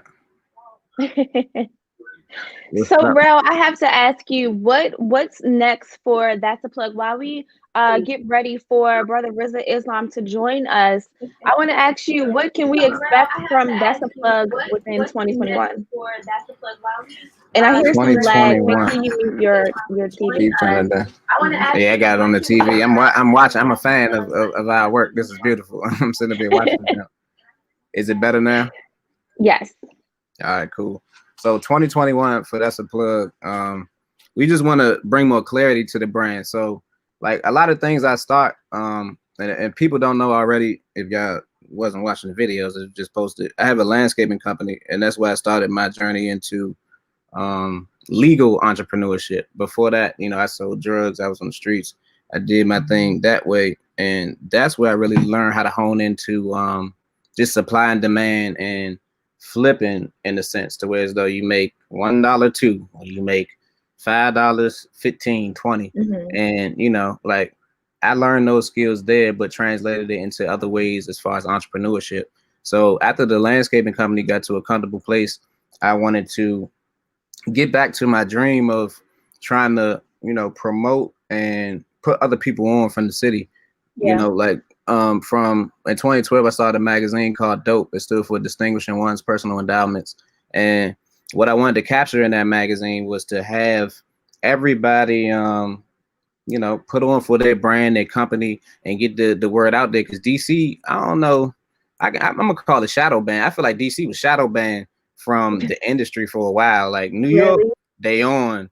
Atlanta, they on. Like other places be on, but DC always had this like I tell people all the time, people don't find out you from DC if you're famous and you out there until like 5 years into your career, and then you be like, "Dad, it's from DC." Like it throws me off a lot. So what I wanted to do is bring us to the forefront, because we got so much talent in this city and we got so much to offer, but we don't have a central hub to showcase all of that through one channel. Everybody's trying to do their own thing, and that brings up, I mean, it's a lot. We can have a whole different conversation on that, because that's the mindset of the people in DC, and that all boils down to capitalism and everything else that's going on. But for That's a Plug, you're gonna see more community engagement, more things to come for sure, man. Y'all just gotta stay tuned. Y'all gotta stay posted. Follow us on the gram at that's a plug _ media. Go to the website www.that'saplug.com. Yeah. And stay tuned. Like we got something coming for you. I'm telling you. Listen, 2021. I know the 2020. The word was pivot for everyone. I feel like that was definitely the word pivot. I know I personally had to pivot in my industry and the things that I'm doing. You know, being an on-air personality. Hey, I'm not getting booked to do events in person anymore because it's not safe. You know, there are no events. And so having these types of virtual events, I had to learn to pivot, you know, even like with your setup. How do you set up your camera? How do you set up your lights?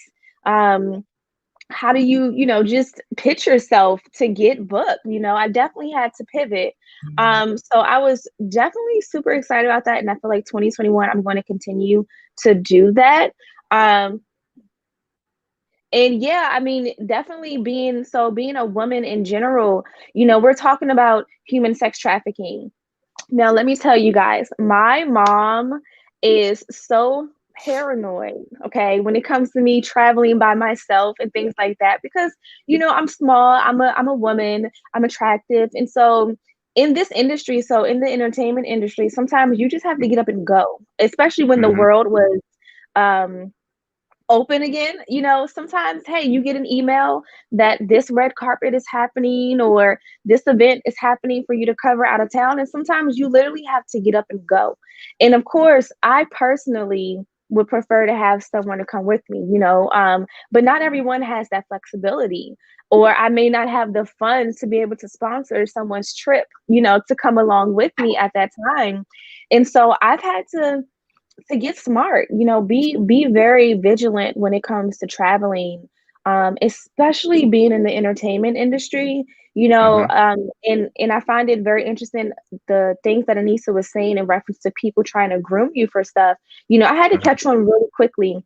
Let's say I'm out networking somewhere and I meet someone, and if, especially guys, and if they're like, oh, hey, yeah, let's meet up for this meeting.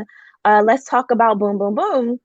I have certain boundaries that I have in my mind even before we go into anything. So, for example, if we're meeting up to discuss business, I'm not meeting up with you at a club at 10 o'clock at night. You're not going to be able to hear anything. You get what I mean? Like that's not the kind of business It don't add up. It don't add up. It Exactly. don't add up. Yeah. Now sometimes I know, you know, bonds form that way, and you know, different industries do call for different things. Like, I get it, but me personally, if I know I'm traveling out of town by myself somewhere and I have to meet up with someone to discuss business, I would prefer to do it at a coffee shop, somewhere public. I don't need to be at a nightclub drinking by myself. And even with that too, you know, everyone wants to go out and have fun. You know, when you're covering these big events, you're getting invited to these exclusive parties and XYZ. And this is definitely for my ladies. Be smart. If you are by yourself, don't drink. Don't get sloppy drunk. You know, that's just not very wise. So here's one thing. Here's one thing I wanted to ask Anissa, but it was too late. She had already went off. But you as a woman, especially in this industry, real quick, because I know Rizza's up next. What's some, like, I guess, Instagram etiquette with guys sliding in the DMs? Because I know you be getting it. I know you be getting the DM slides. So, like, what's etiquette with the DMs? Like, just real quick, like, sum that up for the people. Yeah. So you mean like in if someone is trying to conduct business, or if someone's actually trying to get to know you? Let's go with the get to know you part, because I feel like it could be a group question, because like people will probably try to do both. Like, they're probably presented as business, but really they just want to get to know you. Like, how does that? How do you navigate? Okay. So yes, that's a great question, and I'm going to answer this briefly because I know up next we have Brother Rizza Islam joining us. Yeah. So I would definitely say this again: have your boundaries set up, because that does happen. A lot of people will try to slide in your DMs and disguise it as business, but really they have alternative motives. And so, you know, I usually, when someone says, hey, they will literally say, hey, I'm trying to get to know you, or hey, can we meet up for dinner, or I don't know you from a can of paint. So I don't want to be rude. So what I do, I have systems set up for business. Hey, if you would like to get to know me or you're trying to talk about whatever, I'd ask them, hey, what exactly are you looking to speak about? If they say business, I send them my link to schedule a call. Because then, There it yeah, is. because Yeah. that right there will filter out a lot of people. Uh-huh. So if you are serious about business, you're going to schedule a call. If you're not serious about business, I won't hear from you again. Or even when I ask you what's your intentions, and ladies, be vocal. It is okay to be vocal. And Yeah. ask them, what are your intentions? And if you don't want to speak to them or you don't want to meet up with them, it is okay to say no. No is a complete sentence. You do not need to explain yourself. You can say no, thank you, period. That is it. Right. So yeah, we can jump into that a little bit later too, but I definitely want to transition to Brother Rizza Islam. But yeah, that was a very good question. And again, ladies, we can talk about this a little bit more. If we don't have time today, we can do an IG live or Clubhouse. But yeah, because woo, child, the DMs. That's a whole topic right It there. go down in the DM. All right, But you guys. So up next, we have Brother Rizza Islam joining us. Now, Brother Rizza Islam, he is a social justice activist and speaker. He is a dynamic leader noted for his passion in addressing issues of concern to the community. Brother Rizza Islam has devoted his life to educating, uplifting, and motivating through valuable solutions to those across this country and throughout the world. Brother Rizza, he speaks passionately and intellectually around the globe on issues ranging from education of the psychiatric drugging and electroshocking of those within our society, substance abuse, the toxicity of vaccines according to the CDC's own studies, human and sex traffic slavery, and many other areas of human rights and abuses throughout this country and the world. Brother Rizza Islam, welcome to the stage. Peace, peace, family. How's everybody doing? Doing awesome, awesome. Listen, I got a chance to speak with you earlier this week. You dropped knowledge. Instagram was trying to shadow ban you and block the connection. But we are here today. Right. Yes, so I want to give you the floor and allow you to do your thing. Absolutely. Well, first of all, I'm honored to be on. I thank my brother for putting this on, and yourself, sister, for being a part, and everyone else who has spoken, who has given their not only insight, but their experience, because I know a lot of people who are going to be tuning into this are going to really understand. Some of them are going to go back because, you know, we have a lot of people who have been through this. I mean, a lot of people, because the majority of where it's happening really happens to be the United States. So I just thank all of you for putting this on or being a part of it, sharing your experience. It's going to help to empower and educate a lot of people, and God willing, it will prevent a lot of future circumstances from happening with a lot of young women and young men and children as well. So thank you for putting this on and for being a part of this. That's the first thing I'll say. It is 2021. All right. And the sad part is a lot of people really don't understand how evil this world truly is because everyone, you know, at times wants to look at nothing but the positive side of things, which I do understand. But if you only look at the positive, you are looking through an unbalanced lens. It's not real.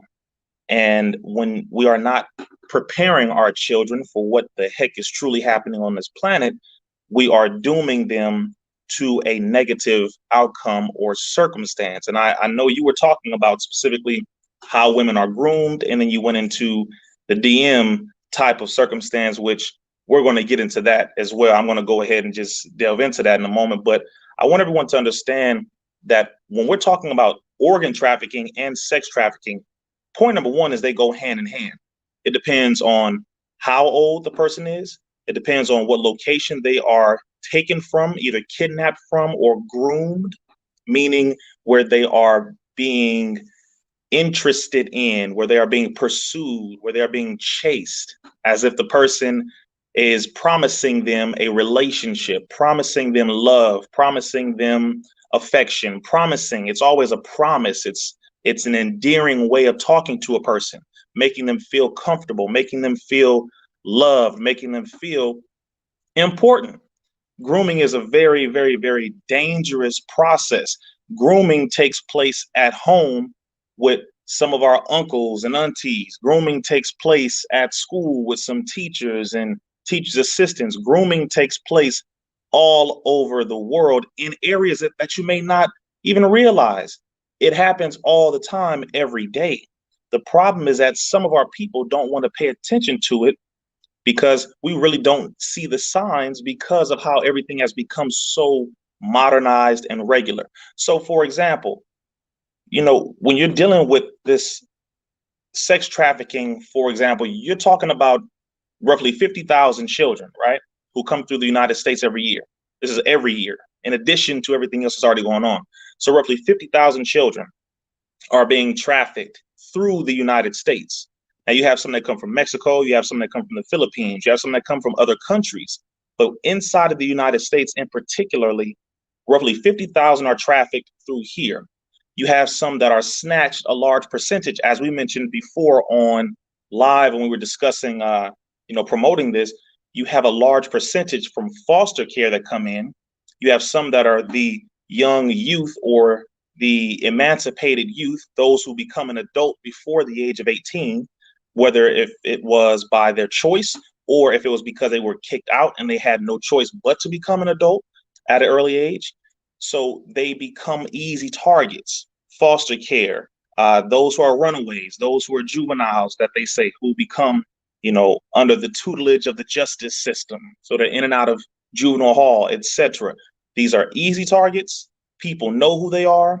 There are people that work in the Justice Department who are pedophiles. All right, now this is going to be a real conversation. So I want to make it very clear. I'm going to do my best to keep it balanced so that it's not just so rough, but this is it's a rough topic, so we have to do our best to really deal with this. And let me know, guys, if you can hear me. Family, just let me know if you can hear me. Let me know if you can hear an echo or if my sound is coming through clearly, because I'm going to drop a lot of information and I want to make sure it doesn't get distorted. So can you guys hear me? Just want to make sure. Let me know if you can hear me. And if you can, please comment in the chat. Thank you very much. Okay, perfect. So first thing I want to say before we go deeper into the country's aspect, into the Justice Department and into the foreign relations and foreign governmental exchange, meaning how the United States works with other governments when it comes to trafficking children. First thing I'm going to say is the trafficking at home. The trafficking at home. Now, this is going to be a very sobering part here, meaning people are going to have to confront and look at things that they have ignored. When you see your niece or your nephew, because it's not just young girls who are trafficked, it's never really just been young girls.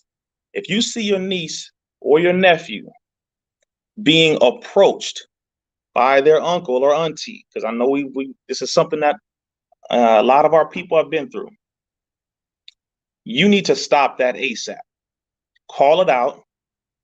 Stop bringing the child around in that area. Do something to prevent certain things.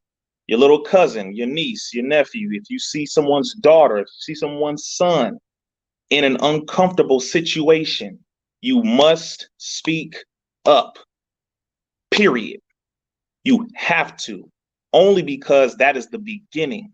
When it starts at home, it grows from there. If it is not caught early enough, it evolves from there. So a large percentage of those who end up in the arena of sex trafficking are those who are not taken care of at home. The abusive fathers, the abusive mothers. Some of these family members are the exact ones who sell their children into the underground world of sex trafficking. They have found so many fathers and so many mothers who are using their son or daughter as sex slaves domestically, meaning inside of the United States. You're talking about in California, a large percentage in California, another large percentage in Texas, in Florida, in certain southern countries, or southern states, pardon me. So you're talking about Mississippi and Georgia and Alabama, things of that nature, where the parents were literally using their children as prostitutes. Okay, I want us to understand, this is a very, very deep, but a lot of people we want to talk about the white man, right? We want to talk about this system and the white man, this and all that. Okay, yeah, that's very valid, absolutely valid. However, we don't want to talk about what happens at home. And that's the issue. That is a big elephant in the room that people don't want to talk about. You know what the hell you see. You know who that is. You know what he is about. You know what she is about. You have to say something about it, and only because once it gets to a point where it is removed from the home, meaning the circumstance, now it's like, okay, so how can we just point over there when we contributed to it? It's a major factor that a lot of people do not want to talk about. And we're dealing with something that is an industry that breaks in a little over $150 billion every year. Okay, the amount of money that is made here. And this is not just something that is known in a few circles. This is known all over this country. It is known all over the world. They rake in over $150 billion. A large percentage of that, over 60% of that, is made just through the trafficking of children, specifically sexually. So in the Philippines, for example, yes, you have rich, white for the majority, men who travel outside of this country, and they go to the Philippines, they go to, Cambodia, they go to other countries that have less supervision. They have less sophisticated technology to track and trace. They have less sophisticated technology on how to track exactly who this person is, who they are, where they're going, etc. So they know where to go to these modern slave houses where you can go into an entire building that has nothing but children in different rooms. Some of the rooms are where there are little girls, some rooms are just little boys, and they offer different sexual favors. Now we know how this goes. They do the oral, they do the vaginal, they do the anal stuff. And I'm being very specific. I know I'm being raw, but you have to hear this in order to give you the strength to stop it at home, so it doesn't get to this point where now it's something happening on a larger spectrum. Because if everyone at home stopped it, then the chances of it getting out into the world and your child being taken out to the world will be less and less and less. And you're going to have to confront people in your own family. So in these I'm going to say slave houses, with these children who are modern sex slaves, for example, in the Philippines, when the white travelers, for the majority white, there are, of course, people of different nationalities, but the majority happen to be white men, they give them code words. So, and there are plenty of documentaries on this. There was one where you'll walk into the room and they'll tell you whether or not this child can do one of two things. They'll say boom, boom, or yum, yum. It's very serious because it sounds like a movie, but it's real. They'll say, well, no, she does boom, boom, or he does yum, yum. And I'll leave that up to you to understand exactly what that means. And they pay a certain amount of money. It's cheaper in other countries. In America, it's a little more expensive, but they are protected, meaning your identity is protected. The police are in on it. Some of the city officials are in on it. This is not something that is just clandestine, meaning it's totally a secret. No, people are in on this, from government through educational, through local. So it's something that is a collaborative effort. Why? Because it is financially beneficial to the economy.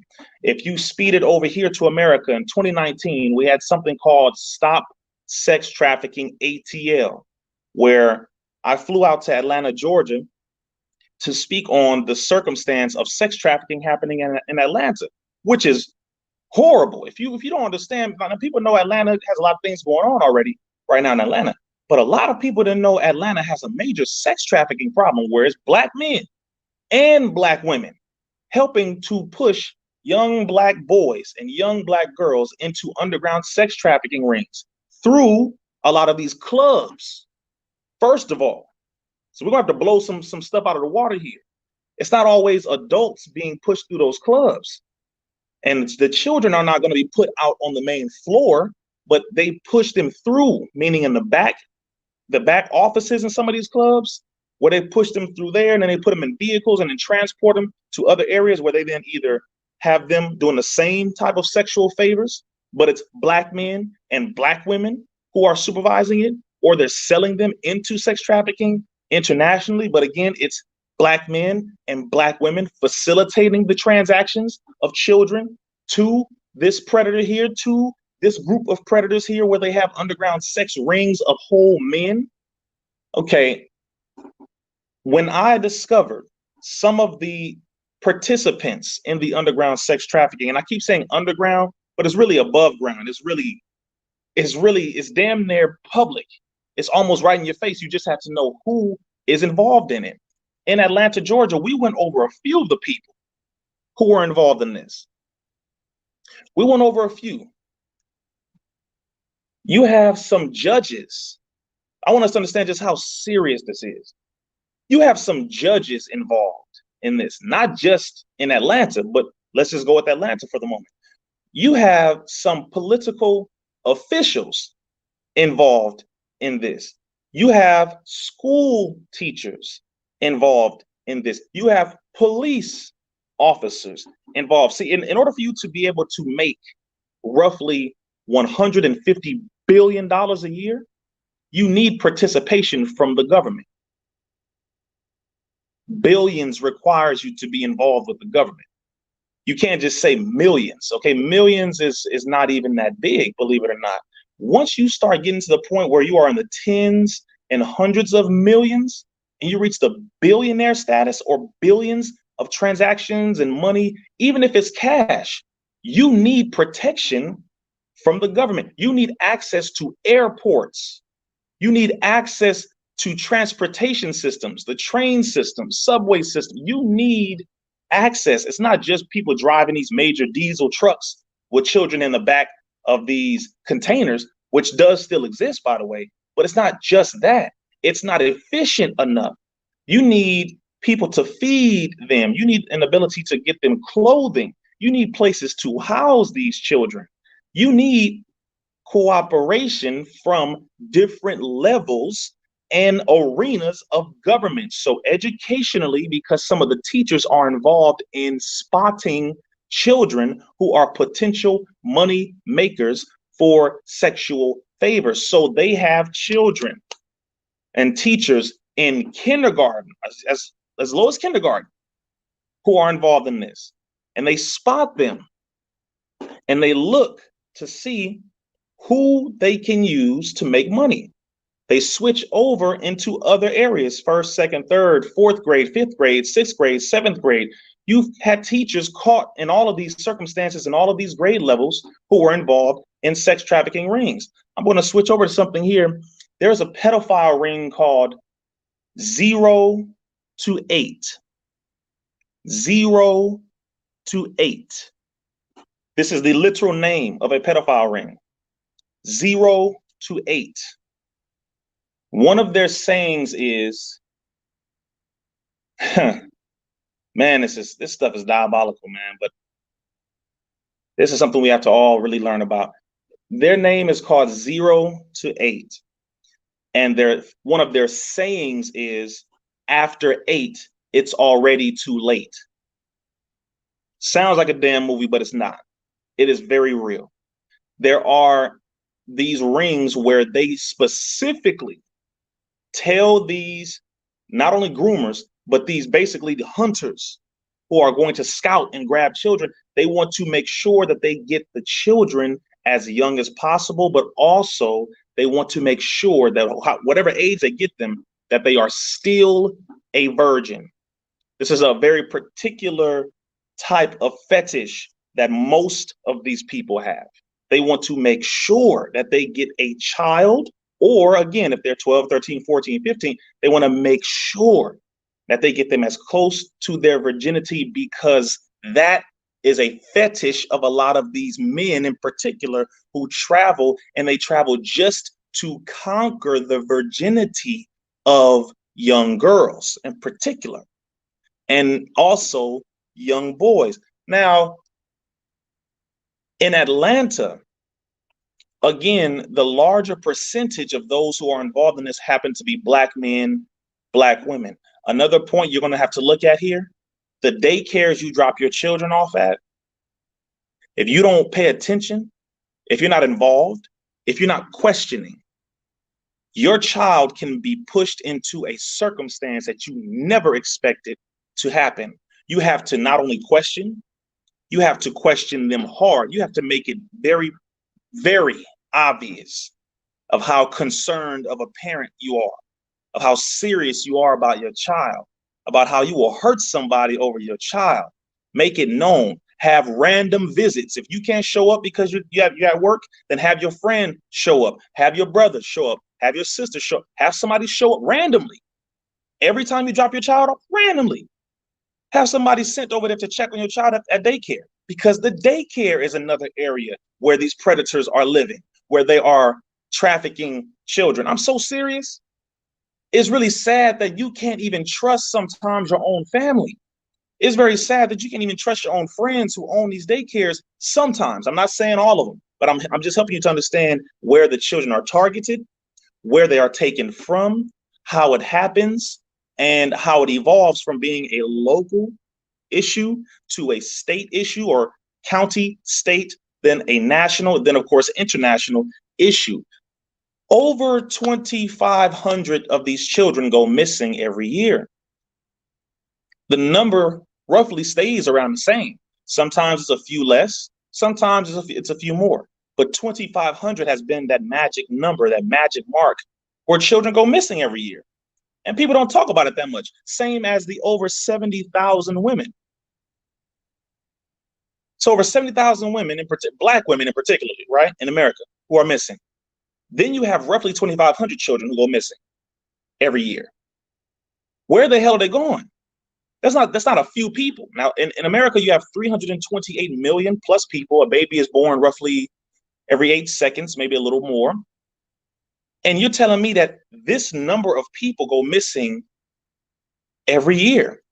It is literally an average reoccurring circumstance. Where are they going? And why aren't they tracked or traced? Technology is so advanced now, you can find anybody. The US government can find anybody with an over $40 billion security system. And you're telling me roughly 2,500 children just go missing and you don't know where they go? Over 70,000 Black women are missing to this day and you don't know where they are? No, I call conspiracy on that. I argue conspiracy on that. Why would I argue conspiracy?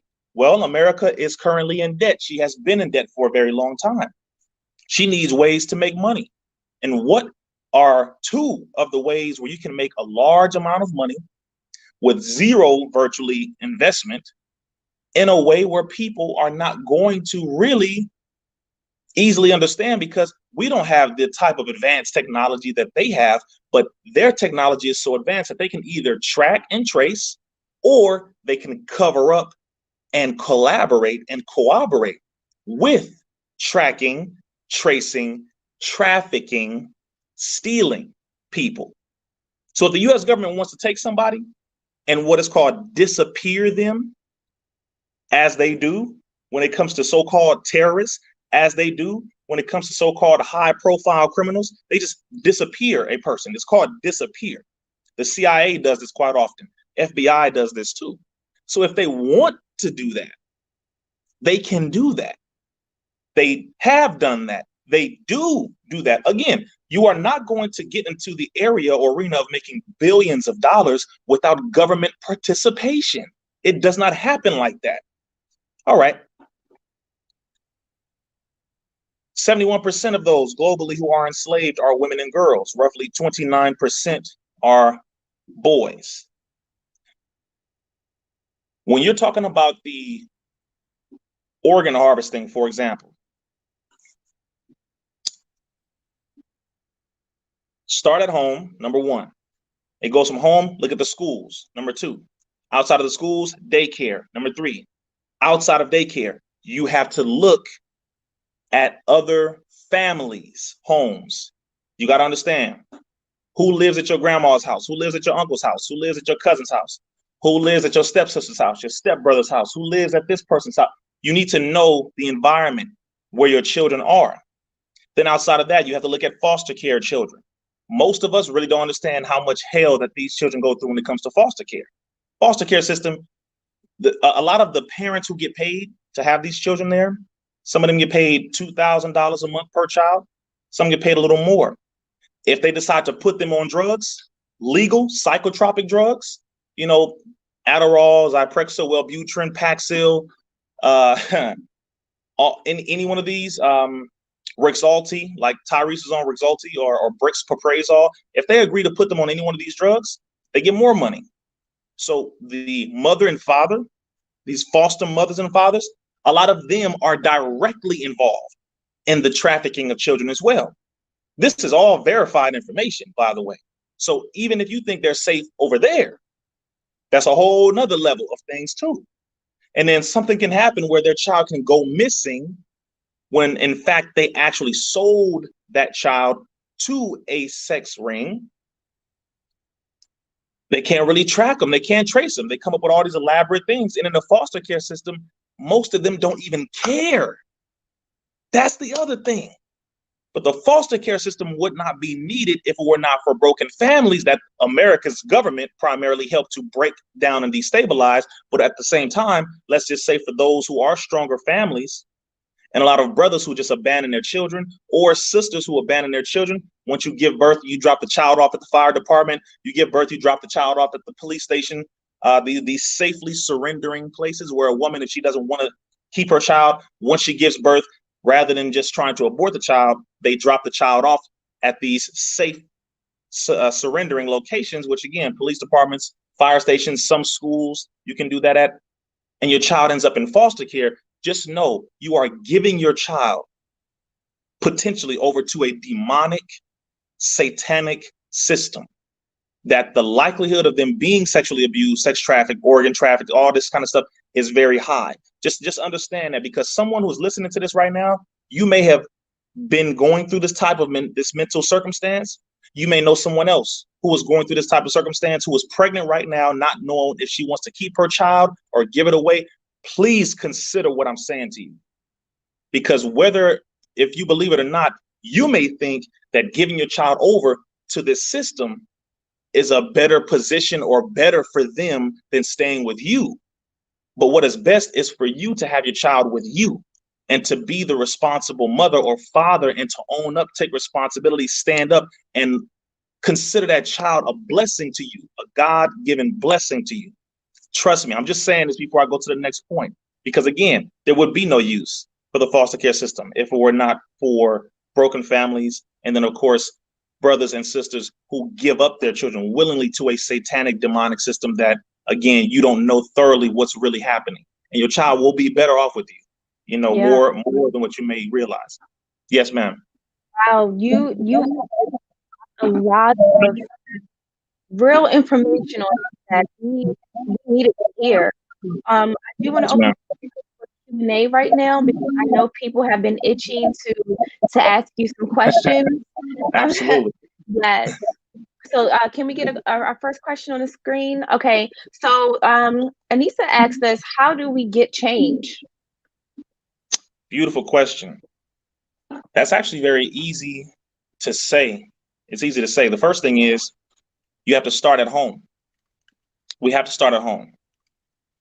We get real tired. I know a lot of us are real tired. Those of us who grew up in the hood, those of us didn't have that much money. You don't have help. You don't have support. A lot of the sisters are single mothers with 1 child, 2 children, 3 children. You have abuse, you have drugs, all of this stuff.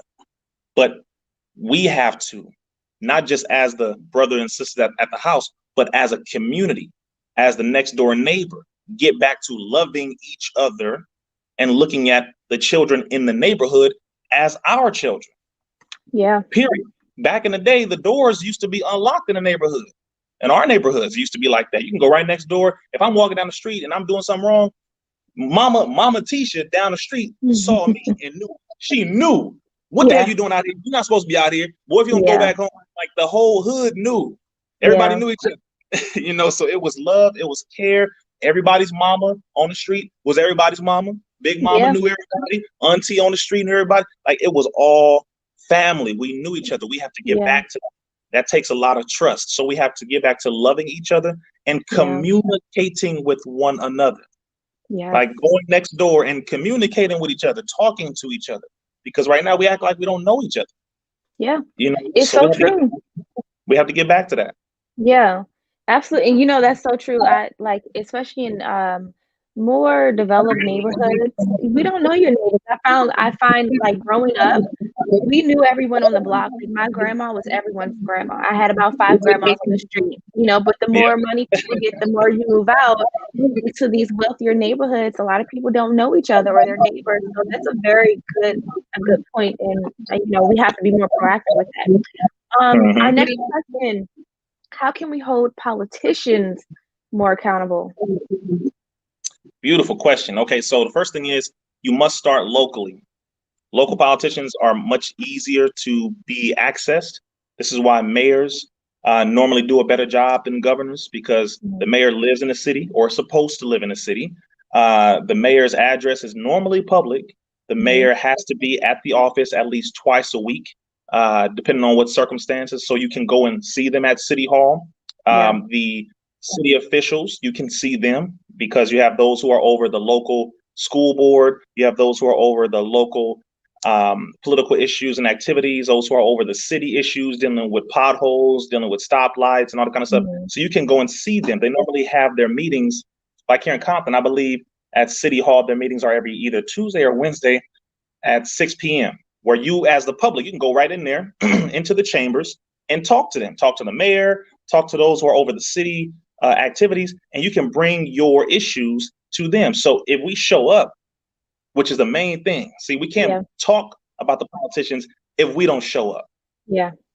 All right. Making this clear. Find out what day and time your city officials meet in their chambers at City Hall and show up. When you go in there, they give each person a chance to speak. You can go up and say, listen, I don't know if you are involved in this, but if you are, we are putting you up on notice now. Yeah. We know that there's sex trafficking going on in our city. So to the mayor, to, you know, the city treasurer, et cetera, all these people, letting you know, if you are involved in this, we are going to get you. Yeah. Just tell them right there. Just say, if you are involved.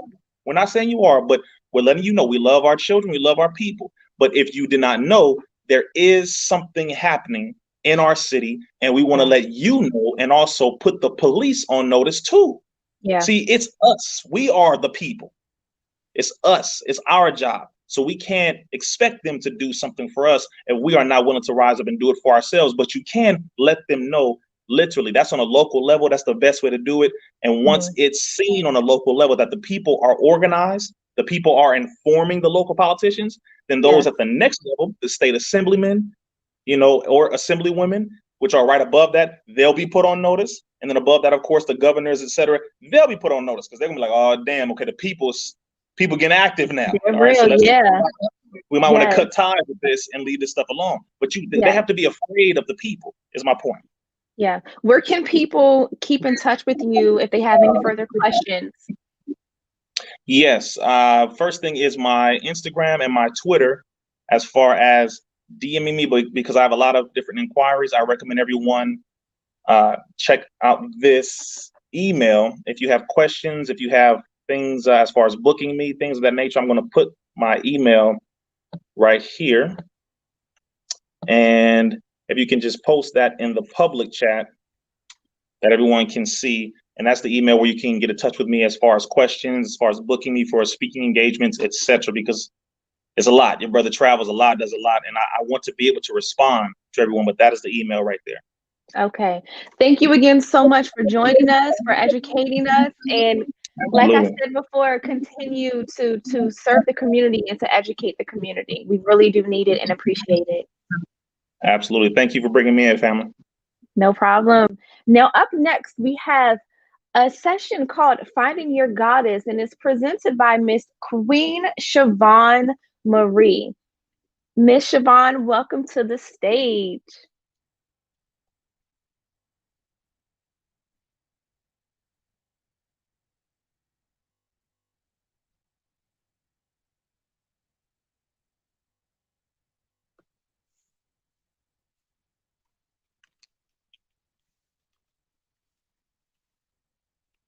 Okay. Hey, so we are waiting for Miss. So I just talked to Queen Siobhan. She's logging in right now. Please be patient with us. We going through this virtual platform thing, man. It's our first virtual event, so please be patient. Thank everybody for tuning in. We have 100 viewers right now. We really appreciate it. Like I said, that's a plug. It's a motivational platform. We strive to raise awareness around social issues and do it in a educational and entertaining way. You know what I'm saying? Like we don't all have to just be stuck up and go to a class and sit down and be tuned in that way. We can be tuned in our own way. So this is our own way that we tuning in. It's more so of you know, people vibing. Like we got vibes around these events. These vibes around these events is positive. It's growing. It's making things happen. So Queen Siobhan is logging on soon, and she's gonna bless y'all with some things that women need to know. Everything from what women empowerment to knowing yourself, knowing who to deal with. But I'm gonna let her go into that.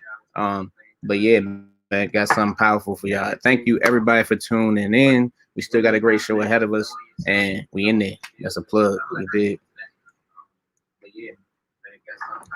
Oh Yes. but so why you on the screen? Why you on the screen? Why we waiting for her to log in? Can I give you your Okay. flowers while you here, please? I just want to give you Aw. your flowers, but yeah, I appreciate you so much. Like you did so much behind the scenes to make everything come about, and people just thinking you just a host. Like you're the host, of course. She's a feature host.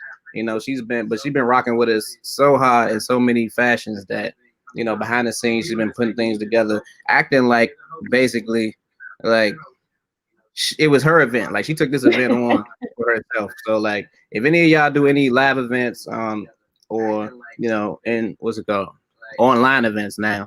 If y'all do online events or in-person events when the world opens back up, definitely holler at Tula. But she got a lot to come too. Now I can't talk on it because I don't know it because she didn't tell me. So that's how real it is. It's that real. Like she got a lot of stuff going on that she couldn't even tell me. And we All talk I'm gonna every say, other day. we do. So All I'm gonna say is that I definitely, so a major announcement will be coming up this week for you guys. Have some major announcements. But in the meantime, I definitely have a few things going on. So for those who don't know, I have a few businesses. My main business right now is called the Transforming You. And our purpose is to produce courses and services and products to help solve our clients and our students' pain points to transform them into something powerful. So, right now, I currently have a content creation course where I'm teaching entrepreneurs and influencers how to strategically create their own social media and digital content. Now, like we know, social media isn't going anywhere, everything is digital now. And I have a background in broadcast journalism. So content creation is just another form of telling a story.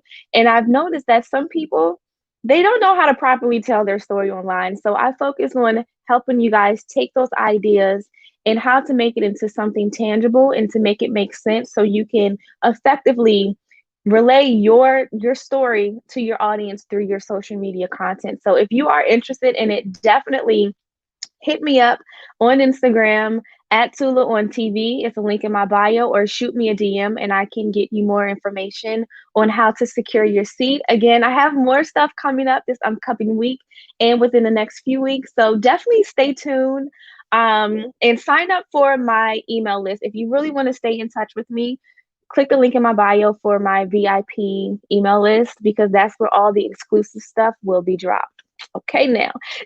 All right, so I want to transition and bring up Miss Queen Siobhan, who is about to give us an amazing presentation. She is the owner of Unity Music Academy and an educator. I had the privilege of speaking with her earlier this week. You guys buckle up and get ready, and let's welcome Miss Queen Siobhan Marie to the stage. Hello, peace and purpose, Queen. Hi. Hi, awesome seeing you. I had to just make a few last minute adjustments. Oh, perfect. Listen, we're so happy to have you. And I'm going to relinquish the floor to you and sit back and take notes. Yes. All right. Thank you. Peace and purpose, everyone. I am Queen Siobhan Marie, and I am so grateful to be here with all of you. I am going to start my presentation off by paying honor and homage to our awesome ancestors, as well as, of course, our awesome creator.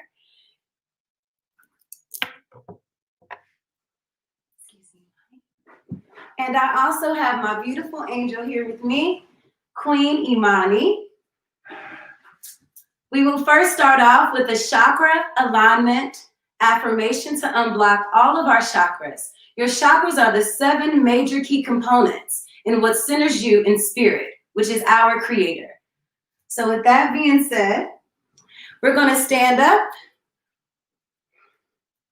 It's all right. This is all a part of African culture, all a part of us. No matter what, against all odds, we do what we're supposed to do intentionally. Everyone, this is my awesome, most amazing gift that I have ever been granted by our awesome creator, Queen Imani.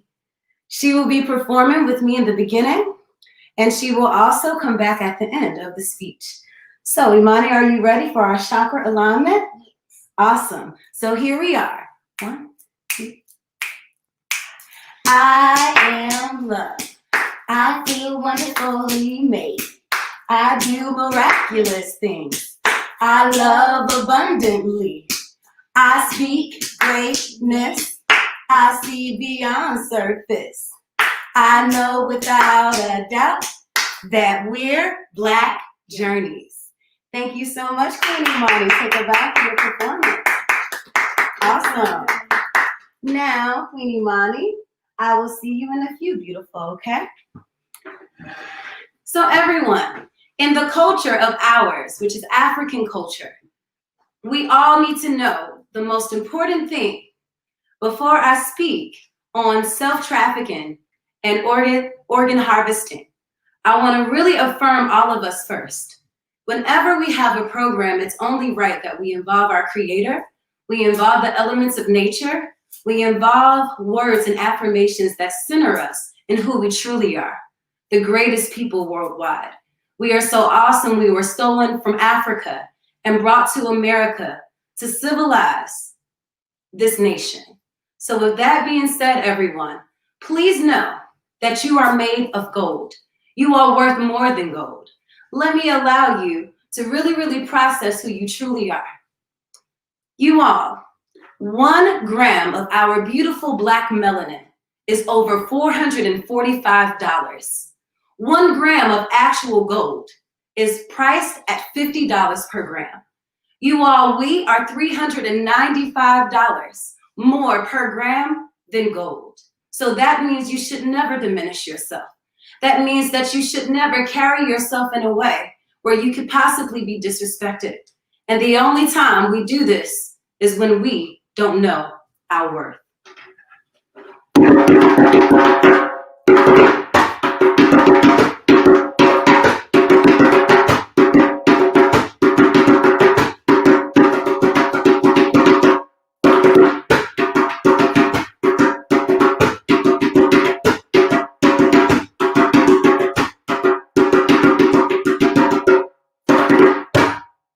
You all, the name of that song was Yankadi.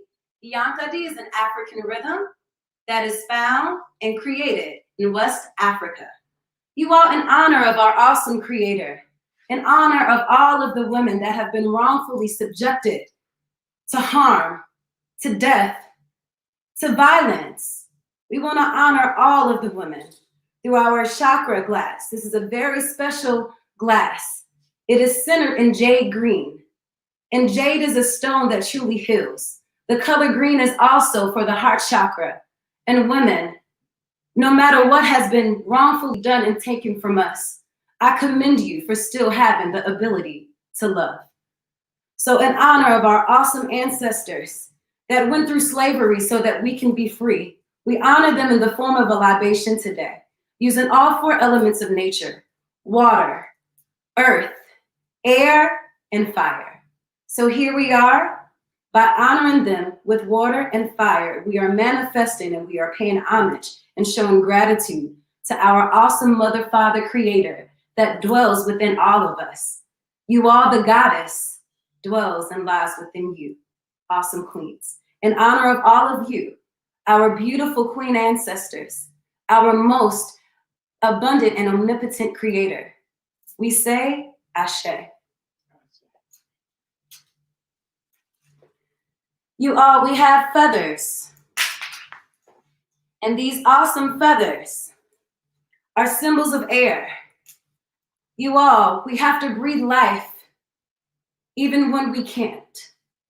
We have been in a lot of situations where we can't breathe, from being raped, from being beaten, from being killed, from yelling and pleading to that son, that father, that uncle, that brother.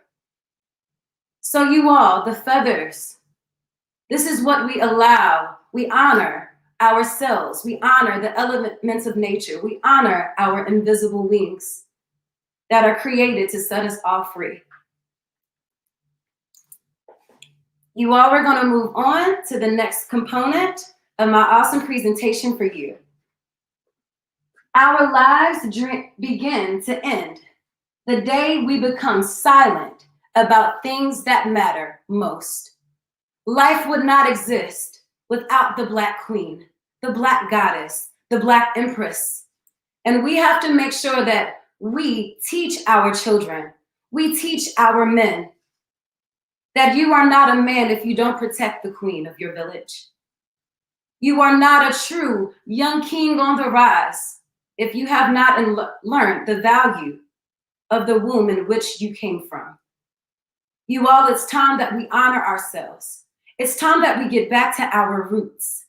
It's time that we truly have a true Black journey. And the revelation of self-identity and self-actualization has to be on the same page. You all, there is only one way. And that way is the first way.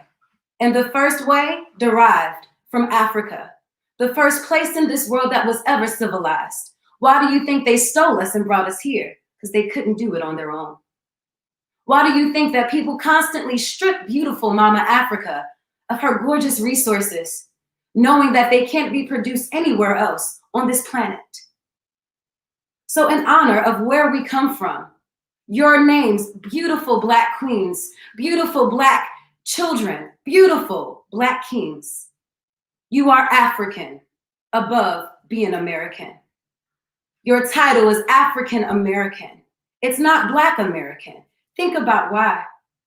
You are an ascendant of the most beautiful, resilient, brave, courageous, competent, confident, talented queens and kings that ever walked, the original people. So you can no longer, after knowing this information, you can no longer walk with your head bowed low. You can no longer harm more than you help. It is not our nature to conduct ourselves in that way. So with that being said, everyone, let's rise up and let's be who we are truly created to be. Royal. We are Black Journeys. Follow me. So I have 3 different scenes. My next scene is taking place right here. You all, I have about 3 different beautiful iPhones, iPhone 12, 11, all that good stuff, but I have to use my MacBook. So I'm hoping that, I know it's not as high quality, but I really hope that you understand the most important part, which is the purpose and the intent.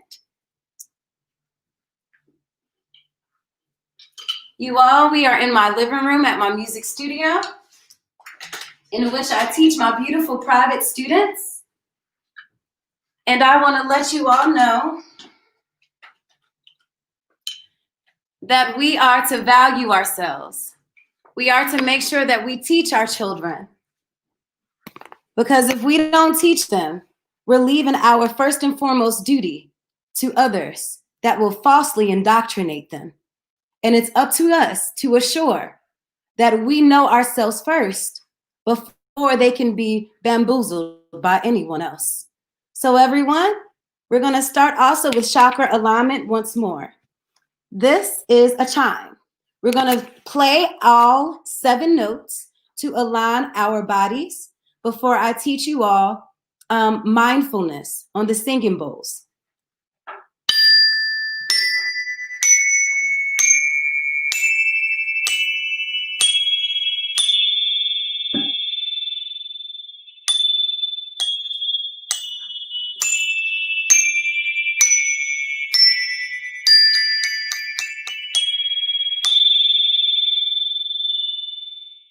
So even though we're not in person, Ashe, I know you all feel these awesome, centering, harmonious vibrations. You all, we will now go into womb therapy, where we focus on our sacral root chakra. Here are all of our roots, all of our chakras. We have red, which is the very bottom of our wombs, in which our children come out, exit. The root chakra, the color red, where these colors, make sure you have stones that are this color as well. If you need support, the sacral chakra is the place of self and understanding and being grounded in who you were truly created to be from our awesome, omnipotent Mother, Father, Creator. We also have our yellow chakra for our solar plexus. You all, this lets us know this is the brain that is your second brain that is located in your stomach, right above your belly button. Here we have our heart chakra, so that we are unharmed and unhurt, but loved. And also the color green reflects that. We also have our throat chakra, which allows us to speak truth, which allows us to truly be centered in who we are. We also have our blue, color blue for our throat chakra. I'm sorry. We have the color purple for our third eye. Your third eye is where your pineal gland is. Our DNA as Black, beautiful, original people entails that we have the pineal gland, but other races, some races, honestly, if they are not melanated, they do not. Every time we feel the drip, and I've felt mine at least 4 or 5 times, every time we feel the drip from our brains, it is internal. That lets us know that we are moving forward spiritually. That lets us know that all of our chakras are unblocked and that we are ready to not only be prosperous, but to also allow others to teach them so that they can be as well. That means that your intuition and your discernment is extremely high. That means that you are truly operating out of being a spirit being versus just settling yourself to human in regards to having flesh. To operate out of spirituality means that you're not necessarily operating out of this world that is truly focused on flesh, and it derives from slavery. Then, of course, we have the last one, the crown chakra. Truly knowing yourself, 1,000-petaled. You all knowing the layers of ourselves, knowing who we truly are, why we were created, and being able to center everything from the crown all the way down. Now, everyone, I'm going to do a few things. I'm going to play the singing bowl for you at this moment. And this singing bowl focuses on the sacral root chakra, which is orange. You all, we have not loved ourselves the way we should. We have not loved our children the way that we should have. We have not been loved by our men. Therefore, how can we truly, truly continue to max out and submit? You all, we've loved while being underloved. We've overloved while being underloved, and not even in some cases. So everyone, let's get back to the royal way, to our roots. At this moment, we're going to do sacral root alignment and meditation. I would greatly appreciate it if everyone at home is silent at this moment, with your eyes closed, focused on self-love, focused on who you are, your goals, most importantly, your purpose to the Creator, to your village, to your sacred union.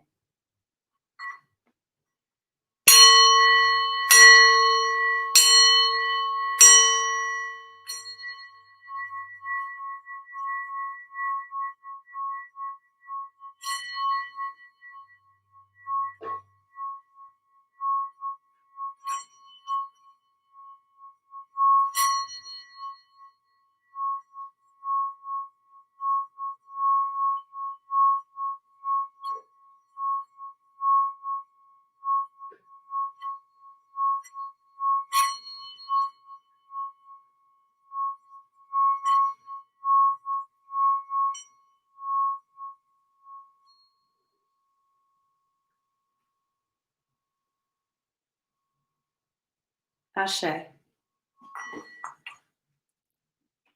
Queens and kings, now that we have centered our beautiful wombs, which is your sacral root.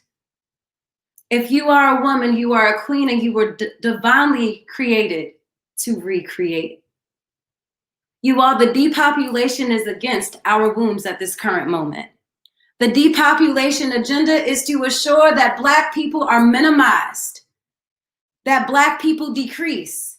And by the year, just like Brother Rizza has spoken so eloquently previously, not in today's topic, but Brother Rizza has mentioned that by the year of 2024, over 8 million people will be depopulated. That means that this earth will have 8 million less by then intentionally. They're doing this by ways of food addictions, horrible genetically modified foods. They're doing this by ways of the cancer industry. The CDC has always been against us and definitely not for us, only for our declining health. And of course, by ways of sex, killing us, raping us, taking us, abducting us, taking our organs. When you go to hospitals over 35 years old, they say, oh, this Black woman is at risk. And this Black woman is at risk because they then tell you, you're too old. You all, I'm 32 and there's nothing old about me. And by the time I turn 35, I'm going to be even in better health.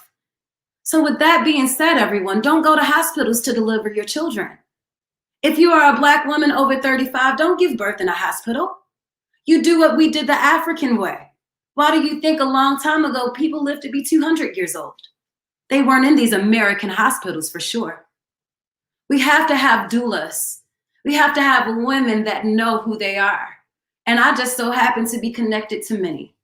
My awesome friend, Shamora Sheikh, owns the Rites of Passage Institute in Durham, North Carolina. I have yoni steams once a month to center my beautiful womb in purpose. You only have a sacred exchange to reproduce or to heal, not to gain pleasure, not to release some trauma at that moment. It's not for that. You have to have the right intentions. And if you follow the white way and do things that are actually against you, you'll be caught up in a world where you are deminimizing yourself before anybody else can. So with that being said, we are not porn stars. We are not centered in that. Men don't diminish us to pressing a button. Do not have cognitive dissonance and say, oh, well, I'm just watching a screen. I'm just doing this. At any given moment, I can take a Black woman and do this to her too, just like the women on that screen. No, we're not slaves. You're not a slave master, Black man. You treat us with greatness. Absolutely. Miss Queen Siobhan, this was a wonderful presentation. Thank you so much for coming on. I know you have some more information that you want to share with us. Due to time, we have to get ready to move forward to our next panel. But for those who want to keep in touch with you and who want to continue to learn and grow more with you, where can they keep in touch with you? What is the best way for them to keep in touch with you? So the best way to keep in touch with me, as you all see, is here at Black Journeys. I have a website, Queen Siobhan Marie, right here, queensiobhanmarie.com. Also on Instagram, you can find me under Black Journeys. Here, as well as Queen Siobhan Marie on Instagram, as well as Facebook. And you can also follow my music academy, where I teach 30 different subjects. I have an African-centered curriculum, and this is us under Unity Music Academy, and my school is centered in performing arts, for healing. It's centered in activism, entrepreneurship, and true purpose. Thank you all so much. That's a plug for your time. Thank you, everyone. And Lauren, I'm so proud of you, Queen. You have made this flow. Thank you so much. Thank you so much. Thank you for joining us. You're welcome, Queen. Peace to you. And thank you so much, Jarrell Brown. You are such an amazing king for being a man that is hosting the largest Women Empowerment Expo in the DMV, even virtually. You did that, King. Peace to you all. Yes. Thank you so much. Can you guys still hear me? I want to make sure I think my AirPods just did something weird on me. But yes, so you guys, that was a beautiful presentation by Miss Queen Siobhan Marie. Now, up next, we have a empowerment summit. And I'm super excited for this. Like I mentioned, this has been a very jam-packed day. And up next, we have a summit to consist of myself. I will be moderating, Miss Laura Foose. We will have Miss Leah A. Henry joining us, and also Candace Dillard Bassett. All of these ladies are about to join us to the stage. I'm excited to speak with them. Are they ready? Because I'm ready. Are the people ready? If you are still logged in with us and you've been rocking us this whole time, I need you to send this link to all of your friends. Get them on here right now, because this is about to be an amazing panel, okay?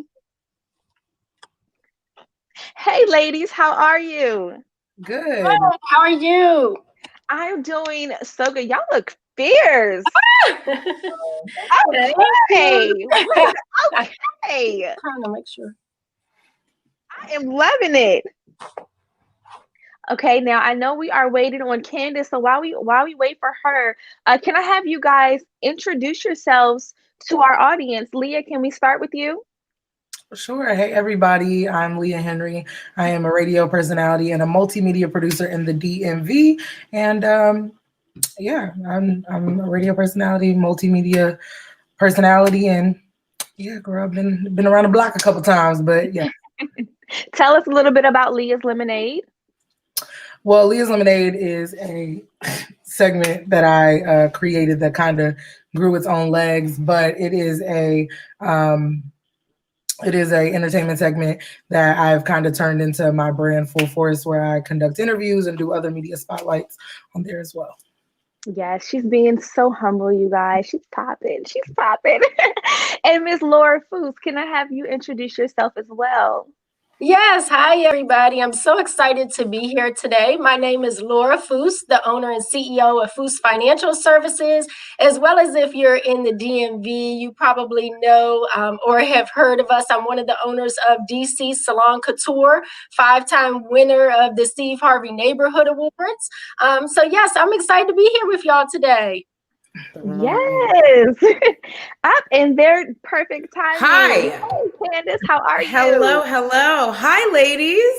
Hello. Hi. Looking gorgeous as well. Right. I'm clearly underdressed right now. No, ma'am. Leah, I'm loving the sleeves you got going on. Yes.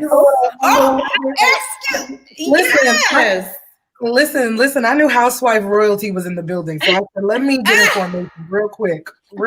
Get information. Yes, I love it. So Candace, can I have you introduce yourself to the people? Let them know who you are. Yes. Hi. Hello, everyone. My name is Candace Dillard Bassett. As my lower third says, I'm a consultant. I'm a pageant consultant. I'm an actress, and I'm also on this little tiny show called Potomac Housewives, something like that. But I am really excited to be here today. Women's empowerment of people in general is something that has always been my calling. So I'm really excited to be here to talk to you and just have an open dialogue about things that matter, because we're in a time where I think it's easy to get distracted by, fodder, if you will. And so having conversations that are going to foster and empower and infuse and pour into all of us, myself included, is very important. And I'm excited to be here and have a good kiki with the people today. Yes. Now listen, you definitely just helped me set this tone, because this is girl time. This is girl chat right here, okay? And you guys in the comments, if y'all have something to say, something to chime in, please feel free to comment, ask questions. We will have a Q&A session towards the end of this panel. But yes, send this to your friends, because we are about to have a good time in a quick girl chat, okay? Yes. Now, this panel is about women empowerment. I have to ask you guys, how have you been able to pivot within this last year in the pandemic? How have you guys been able to pivot? Leah, can we start with you? Yeah, I mean, I think that 2020 made or break you, right? Like, and then that goes for everybody, no matter what you do, where you're from, how you live in, your tax bracket. 2020 was the year of the pivot and adjust, right? Everyone had to adjust in business. Everyone had to adjust how they conduct themselves and how they move. And I think that 2020 really made a hustler out of anybody working, because you had to figure out, how am I going to make my business flourish in this condensed space where we're not interacting with people, we can't go in public. So 2020 for me was honestly the year of the glow up for me and my brand, because I was able to take it digitally, thank you, to another level, because, you know, everyone was inside. So as a media personality, I was really able to stretch myself and my individual brand during 2020. So I think it just really, you know, got down to the nitty gritty. And I think everyone had to evaluate, you know, what was important or what was the essence of their business in order to A, see profit, B, make it through, I think, one of the hardest years in the history book. So, yeah. Absolutely. Laura, how about yourself? And certainly, like what Leah said, I certainly think, you know, who could have imagined that we would be in the middle of a pandemic, and then certainly after a whole year has gone by, that we would still be here. But I think that, like Leah said, this year really, you know, was the make or break year for a lot of people who maybe they thought they were entrepreneurs or they thought that they were about this life, but it really showed and proved, you know, because you really, I mean, it's been some tough months, and being, you know, the salon is a brick and mortar business. So, I mean, that has been difficult when we had to close the salon for months, and making sure, I mean, we have a team of almost 25 people, to making sure that they were okay and doing things to keep them sustained, as well as then for myself in the tax business, whether we're open or closed, unfortunately, people still have to get their taxes done, which is one of the reasons why I, you know, went into the finance industry, because I knew no matter rain, shine, whatever was going on, people need people to help them with their money. But I did pivot in the sense that I knew that people were home. Everyone was on social media. So I really started taking my branding very seriously, adding value to people, teaching people, so that when we got to tax season this year, you know, my tax business will continue to grow.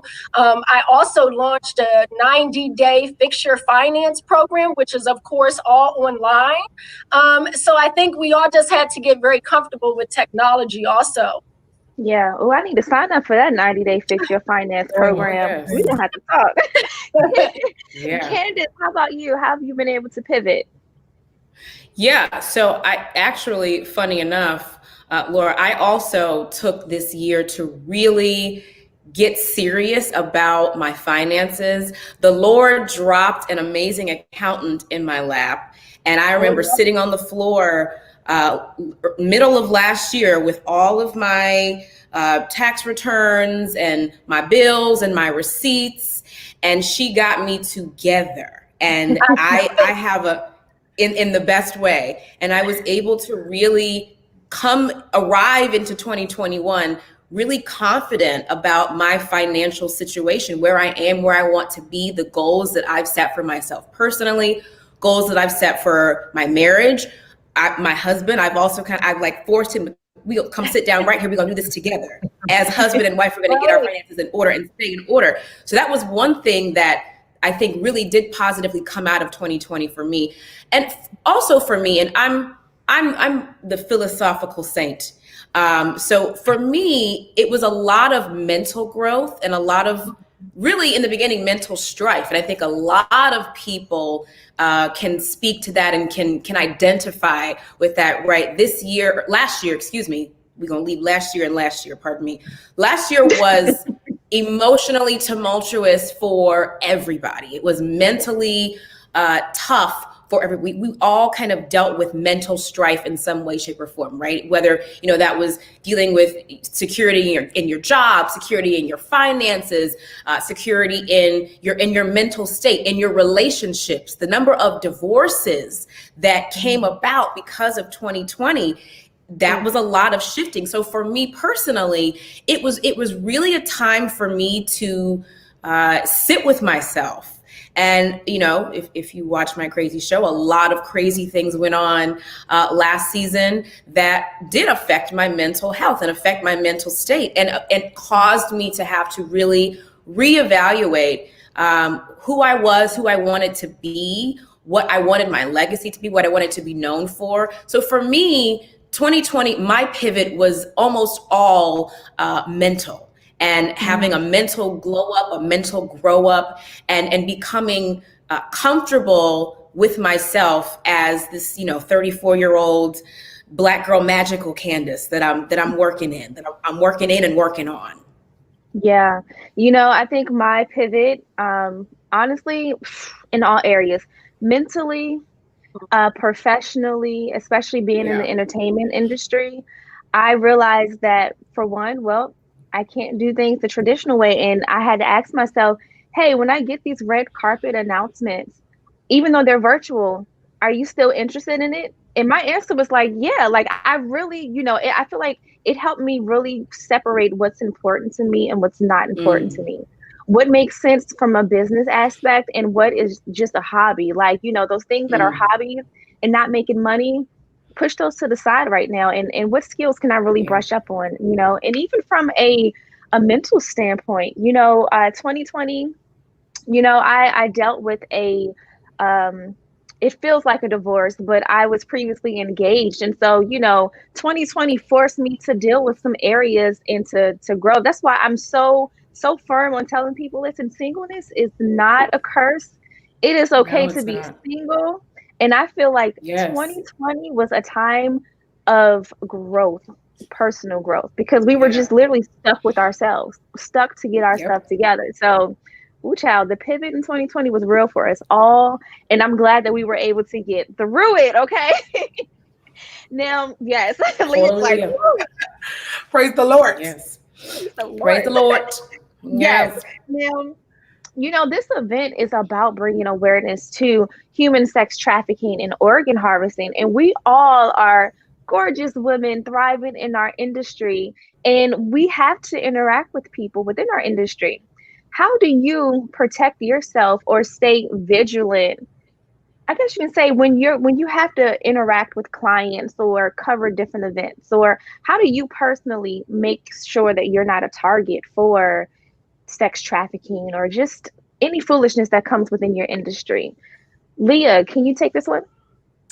Yeah, I mean, I don't know if I've necessarily been targeted for sex trafficking, although I will say that honestly, you don't have to think you're a target to be one. So let's be very clear, because you're abducting Black women left and right at your grocery store, on your walk, and on your jog. That's very clear. But in a general sense, for me, I want to say that, I try to protect myself and my energy, and that's truly aligned in faith. Like, I believe that, like, God is always working in my good. And even when things are not going my way or the way that I would like things to be, I think if you constantly have that small bit of faith in your mind and believe that, there is something better or there is something bigger than you that is working on your behalf, you have a little bit more peace at night. I'm not saying it ain't difficult, but it helps you, lay on your pillow after the tears fall on it, Yeah. Candace, how about yourself?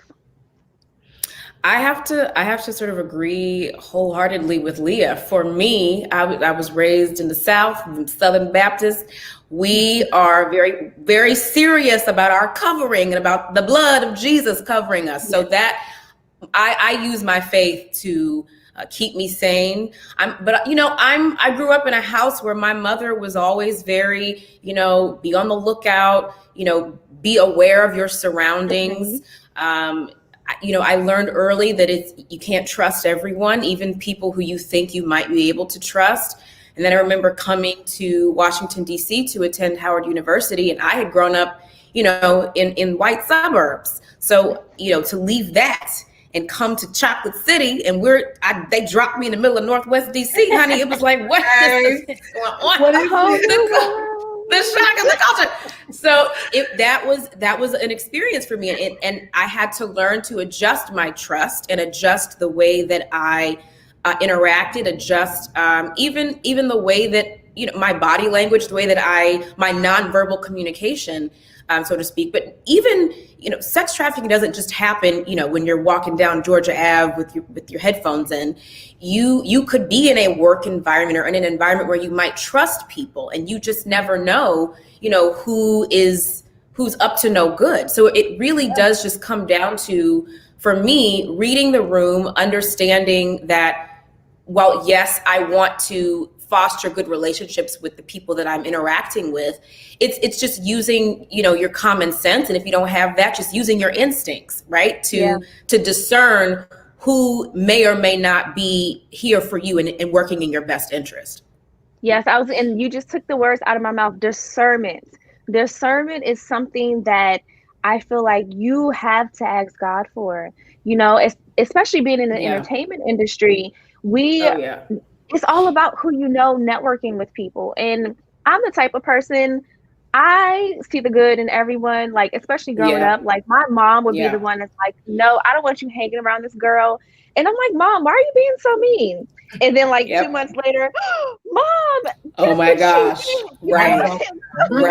My friends are like the same way. I'm usually the one that's like super nice, and my friends like, I don't trust her. And I'm like, oh my gosh, why are you being so mean? And then sure enough, so again, I kind of spoke with Rel about this a little earlier, having to travel by myself sometimes, especially in this industry. Sometimes you have to get up and go alone, or, some people may slide in your DMs like, oh, they're up to good, but they're really not up to any good. And so I've had to ask for that discernment, because you just never know who has alternative motives for you, So Laura, what are some ways that I guess you can say you've been able to protect yourself or just put up those boundaries? Because I think boundaries is another thing that I personally had to learn. I've had to ask myself, okay, what are my boundaries in order to prevent me from falling into certain patterns or situations?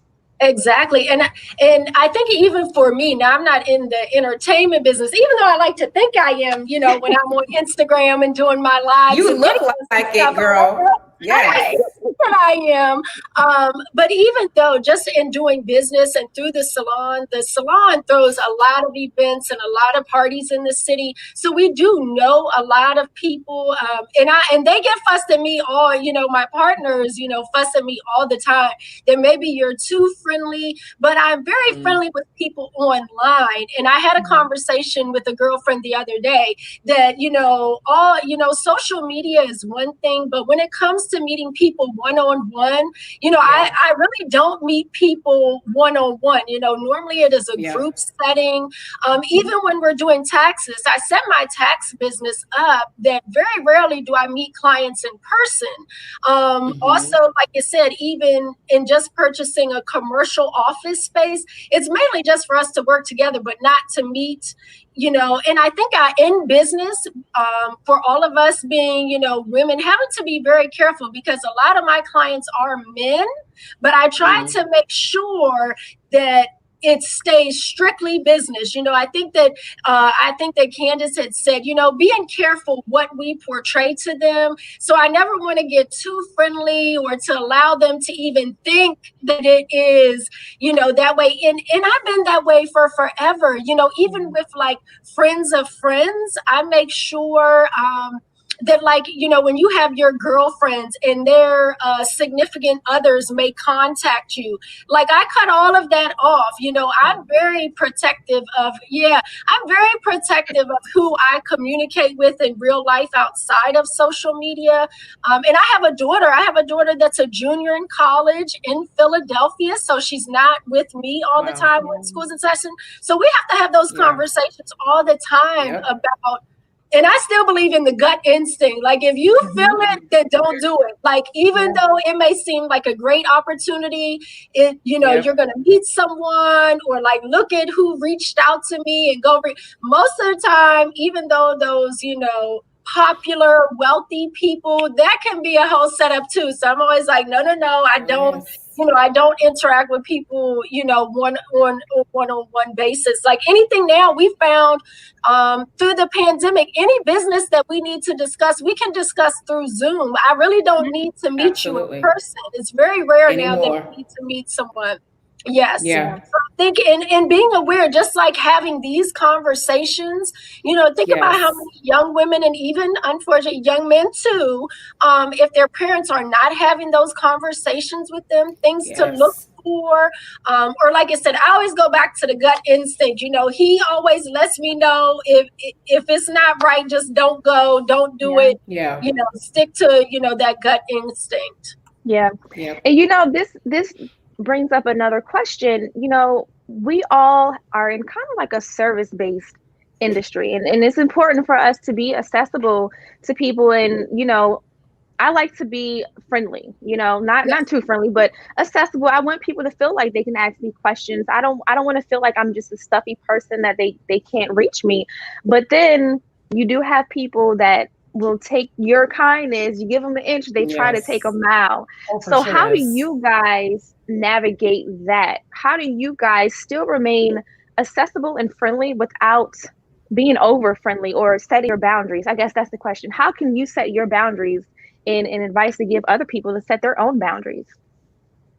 Yeah, well, I'll go. I think there's a balance, right? So I think, as you said earlier, discernment is a real thing. And I think believing and understanding the power of discernment is very important when it comes to the media industry, especially because you're going to learn very quickly that everybody's not your friend and everybody does not want to succeed and everybody does not want, some people just literally want to get to you to figure out what you can do for them or how being associated with you gets them to places. So the reality is discernment is really key, but sometimes you got to learn those lessons the hard way, and that's a part of your journey as well. I'm learning, and sometimes better things come out of those things. But as for me, I know as I've been growing, especially over the last year, I've really had to create balance with people and understanding what I will and won't do. And I think that's important when you are starting anything, to understand like your main bullet points of like, what am I coming here to do? What am I coming here to obtain? And how am I going to do that? And what am I willing to and what am I not willing to do to get to this point? Because I think if you really outline those things, then you're able to decide when you are approached by these entities or these people about certain things, when it doesn't align with your key principles, then it's easier to make a decision. So I think boundaries come about when you really know internally, what is Leah willing to do? What is Leah not willing to do? What doesn't sit right when Leah hears that? What are the things that, someone's saying to me and I feel uneasy about it, but I know it's a good opportunity? What are those things? And I think when you have those key foundations of what you're really trying to do or what you're trying to get out of something, then you can kind of navigate the situation. So that's I love that. Candace, how about you? Yeah, I think when Laura was speaking, I thought of something because I think that women especially have this tendency, and we've all said this, to want to be nurturers, to want to be friendly, to want to make people feel comfortable in whatever industry we're in, right? And there is this tendency to maybe overdo that, and that is what could send incorrect messages. Now, I will add the caveat that we have to sort of cancel this idea and this narrative that because I am a certain way, that gives, the other person license to assault me, to sexually harass me, to try to traffic me. So there has to be balance on both sides, because I cannot be blamed for, walking down the street in a short skirt and smiling, for, being attacked, being raped, being trafficked by whomever. But there is something to be said for using your discernment, using your gut, using common sense, and also just using professionalism. And I think that's something that is sometimes missing in some arenas. Is we don't set boundaries as far as how what professionalism looks like and what it is. That's something I think that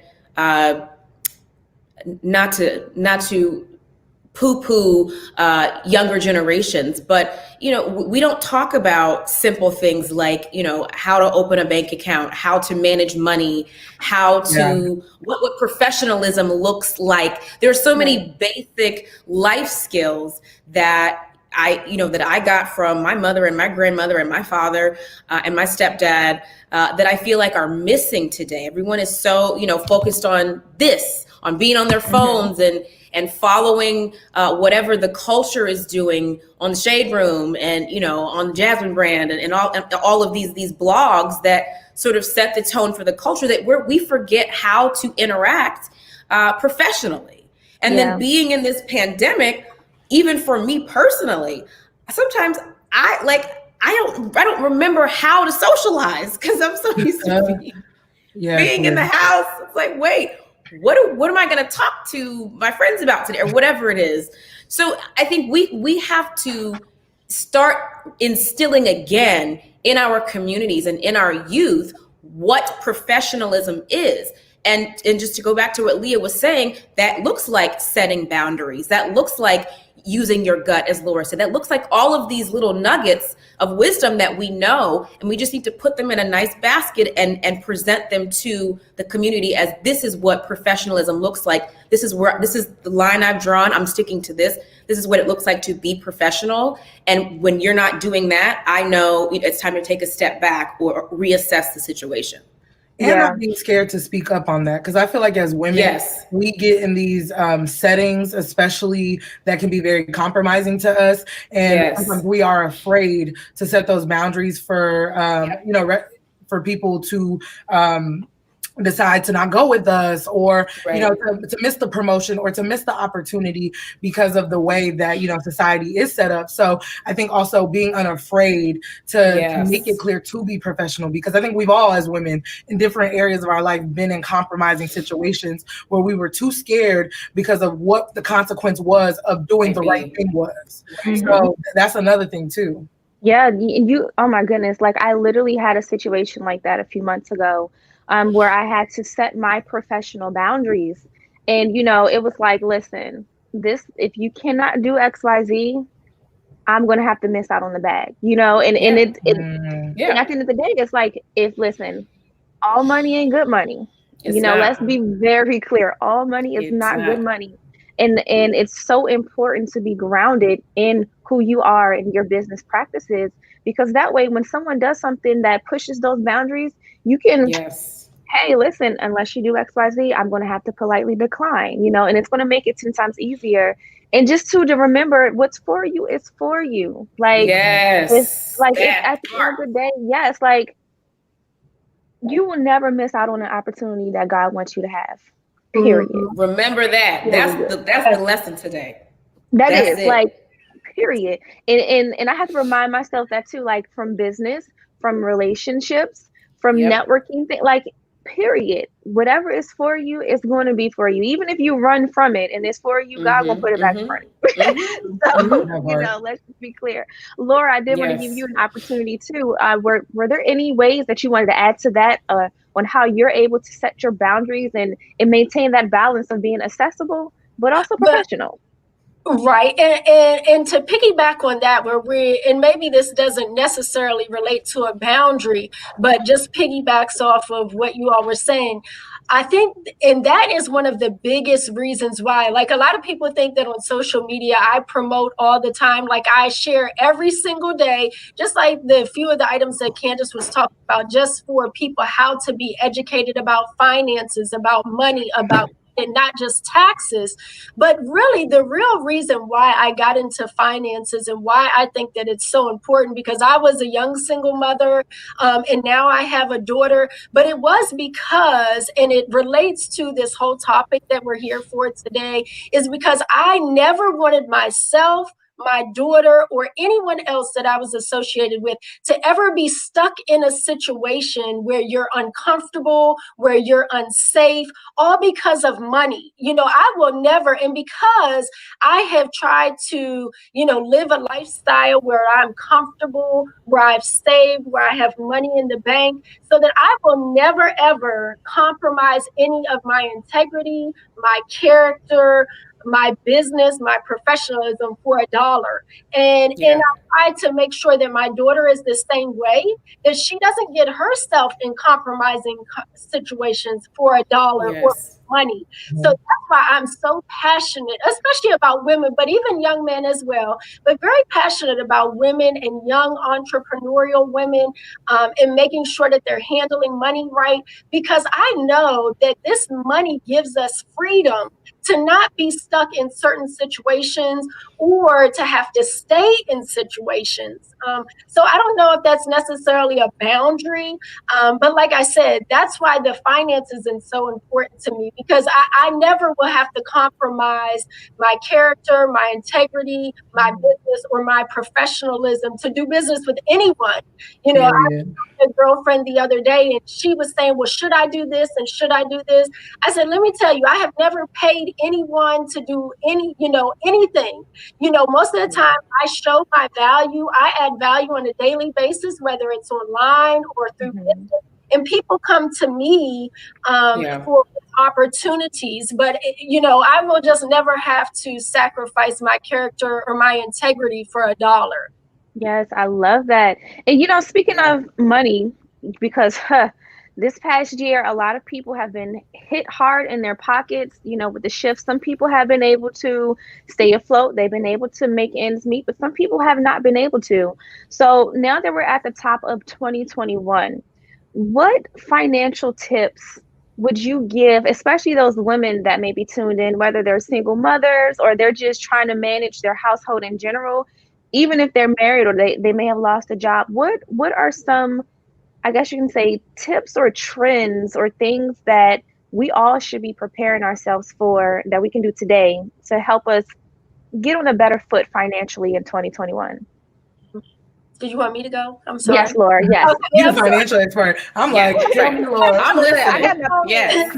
Right. Well, I think, Tula, like we had talked about the other day, just because coming off of 2021, of course, the first thing is, regardless of your situation, give yourself grace. So if you are really, really struggling, if you just completely messed up in 2020, that it is okay. So give yourself some grace, because it was a rough year.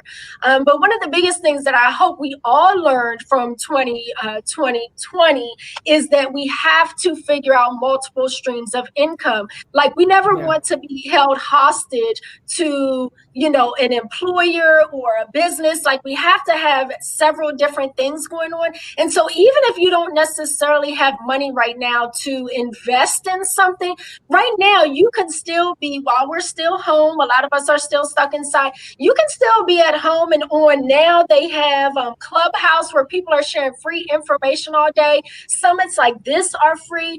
YouTube, you can learn anything on there. I mean, there's so many businesses that you could just start today, so we have to be making sure, I would say, that in 2021, create multiple streams of income. Make sure that you are paying yourself first, saving. So you are saving some money because Lord knows when we're all going to get out of this. And then, like I said, and then of course, I always want to, make money, save money, and then invest it in things that are going to make me more money. And so I think that those are my tips for 2021. Yeah. And some people may be wondering, oh my goodness, how can I come up with multiple streams of income? How can I figure that out? So I want to share with you guys some things that I kind of had to do myself. What are you good at? What are you genuinely good at that you can do in the back of your head while you're sleeping? For me, that's things related to PR, because I was a public affairs specialist for over 8 years with the Department of the Army. So although that's not my, oh, I have so much fun doing this, I can do it. I can get the job done. I know how to do it well. So what's that one skill that you can tap into and provide a service to other people? Another thing, what do you actually enjoy? What do you enjoy doing? If you are good at art, if you can sing, if there's some type of service that you can provide people, then do that. Figure out a way to package that, whether it's a product or a service, or teach people how to do that. Another thing too, what are people constantly asking you to do, or they're asking you about? Because that's a good way to find out too, a hidden skill that you may have. So if someone is constantly asking you, oh girl, who did your braids? And you're like, oh, I did that. Now you can go from braiding your hair to other people's hair, so just some things to think about, because I know sometimes it is hard for people to figure out how to come up with different streams of income. So just wanted to plant that seed. And these ladies have done a very good job as far as coming up with different forms of revenue during the pandemic. I mean, can I shout you guys out really quickly? We have Miss Candace here, okay, who who, of course, you know, she has graced us with Housewives of Potomac, but she also has a hairline coming out. You have a new EP and a song coming out. Can you elaborate a little bit more on these ventures that you let flourish in 2020? Yeah. So Prima Hair Collection has been in business for about 5 years now. So for me, 2020 was really a year for us and for me to focus on the business and focus on restructuring the business in a way that makes it palatable for our current customers and new potential customers in 2020 and going forward.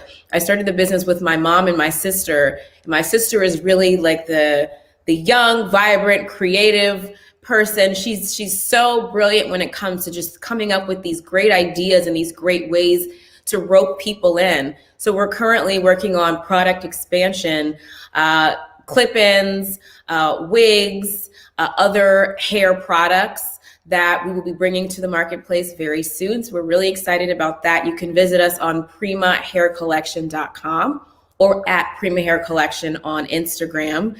My music is like my baby. Everybody's asking me, okay, Candace, you've been married now for 2.5 years. First comes love, then comes marriage, then comes baby carriage. Skirt. Pump the brakes. Pause. My baby is my music. I'm giving birth to a piece of art that I've been working on for really the last 2 years. When I wrote the song "I See You" for my husband Chris for our wedding, I didn't know that would be the start of my music journey, but it ended up working out that way because, as Tula said, what's for you is for you, and what's for you will not miss you. My husband ended up passing that song along to someone who wanted to work with me, Chucky Thompson, who everybody knows from in the DMV, and that just sort of became the spark for me to say, okay, now is the time for me to really dive into my music and put a project together. So I'm giving birth to my musical baby that will be ready for you all very soon. I have a single coming out very, very soon, and the full project will be coming out sooner than that. So I'm ready for you all to see and hear that. And Tula, you said something about business that I wanted to speak on as well. In addition to figuring out and finding what your gifts are and parlaying those into some sort of marketable enterprise, I feel like a lot of people, we're in an age where everybody is finding an entrepreneurial spirit. And I think what stops people a lot of times is the fact that they don't have it all together in the moment. Well, I want to start this business, but I don't have a website. Well, I want to start this business, but I don't have a business phone number. I don't have employees. I don't have inventory, whatever it is. I don't have a business plan. I don't have money. And I just encourage you, and this was dropped in my spirit just now, to not let that stop you. Wherever you are in your journey, go. Start right here, right where you are. And I know I'm speaking to somebody because somebody's got this brilliant idea and they're not sure. They're waiting on one more thing or this one thing. I got to get this in place. Nope. Do it right now. Start yesterday because somebody is going to benefit and be blessed from whatever it is that's in you, that's in your sternum, that you want to give to the world, and you're letting one or two little things stop you from blessing and being blessed. Start right now where you are, and the rest will fall into place. I promise you. I promise you it will. Ooh, Candace, listen, like confirmation. I hope this is confirmation for someone on here, because I have those moments myself where I'm like, oh my gosh, I have these great ideas. I have no clue. Listen, y'all, I promise you, like 90% of the stuff y'all see me doing, I'm acting on faith. Like I have no clue. I know what I'm doing, but I don't know what I'm doing, if that makes sense. And you know, it's like when I feel like giving up, I have to remind myself, who am I to not be obedient? If God trusted me with this vision, then who am I to not be obedient? Because someone is waiting for you to act on what he instilled in you. And so, Leah, what ways have you been able to pivot with your business in 2021 or 2020? Well, It's been interesting because the shirt business is what made me technically a business owner, or I guess a small business. But it was interesting because actually 2 years ago, I was like, oh, I want to make Leah's Lemonade shirts to give out to my listeners. Like, people really started to love the segment. So I was like, let me give these out. Then I started and I was like, oh, these shirts are expensive. Let me sell these real quick. And so that's when I started to sell. And I didn't sell all those shirts out. And so I learned a lot from the failure of not doing well in business. Yeah. And so then 2020 hit, and I'm one of those people, I hear from God and I go. Like, I don't, when I hear something, I'm just like, okay, God said make another shirt. I was like, God, the last one didn't really work out. He was like, but just make another shirt. But don't make it about Leah's Lemonade. Make it something that people care about. Okay, I was like, ooh, everybody's talking about some for me, some for me. I said, ooh, and then, we all on this blackness tip. It's the melanin for me. Duh, that makes sense. Let me put it on a shirt. Put it on a shirt, it sells out. And again, just like being obedient to what you're being called to do, but also, like, again, to Candace's point, if I had really put it to I failed the first time, or I didn't do well, I would not have sold out of a shirt that literally just came to me on a whim. And that was at the beginning of 2020. So I had no idea when I had the idea and I prepped that we would literally be in lockdown, but literally financially, that is what saved me through 2020, because literally my job did pay cuts. There was people getting laid off. They were restricting our hours. So literally there were some of those days that the shirt sales alone were putting gas in my car to get to the station. So again, sometimes you think just because you don't have it together, or maybe the idea did not work the first time, that it's not something that you want to pursue. But sometimes business is taking that risk. It was dipping into my savings to pull something. And another thing I wanted to talk about too, Tula, from what you said earlier, is I think sometimes people are intimidated when they don't make a lot of money. Let's be clear. The media industry, either you make a lot or you make nothing. When I first started out, I was literally making $35,000. And I remember there was a point where I felt like I could not save because I was making so little money. But the reality is you can put $25 aside. If it's $25 a month, it's 25, but it's something. And I started to do that even with the little money, but that created the mindset that I have now. Now that I do make more money than that, now I'm always pulling into my savings, because I remember I was a steward over a little thing. So when God blessed me with more, I was able to be a steward over more. So y'all got to start living and manifesting the life you want to live. You know what I'm saying? You might not have it all right now, but how you going to act when you have it? Because you can make a lot of money and lose it quick. So you gotta speak on it, okay? Come on, Laura. Deaconess Leah, serving us with the word. What products have you brought into fruition within this past year? Well, like I said, and kind of thinking about what Leah said, and you had mentioned it also, Tula, I have been doing taxes for several years, but then all of a sudden, as I shared more on social media, I was getting all kinds of calls like, okay, I need help with my finances. I need help with my finances. And then they're like, you need to launch a class. You need to do a program. And I was like, no, I'm not. I can't. And just like you said, I'm nervous. It's not perfect. When is the right time? So finally, I was like, look, we're just going to do it and see what happens. And, once we launched the program, I said, well, I'll do a free webinar first so that I can help people who, maybe can't invest in a long-term program. So, and then that day, like 200 people showed up to the webinar. I was like, oh gosh, where'd they all come from?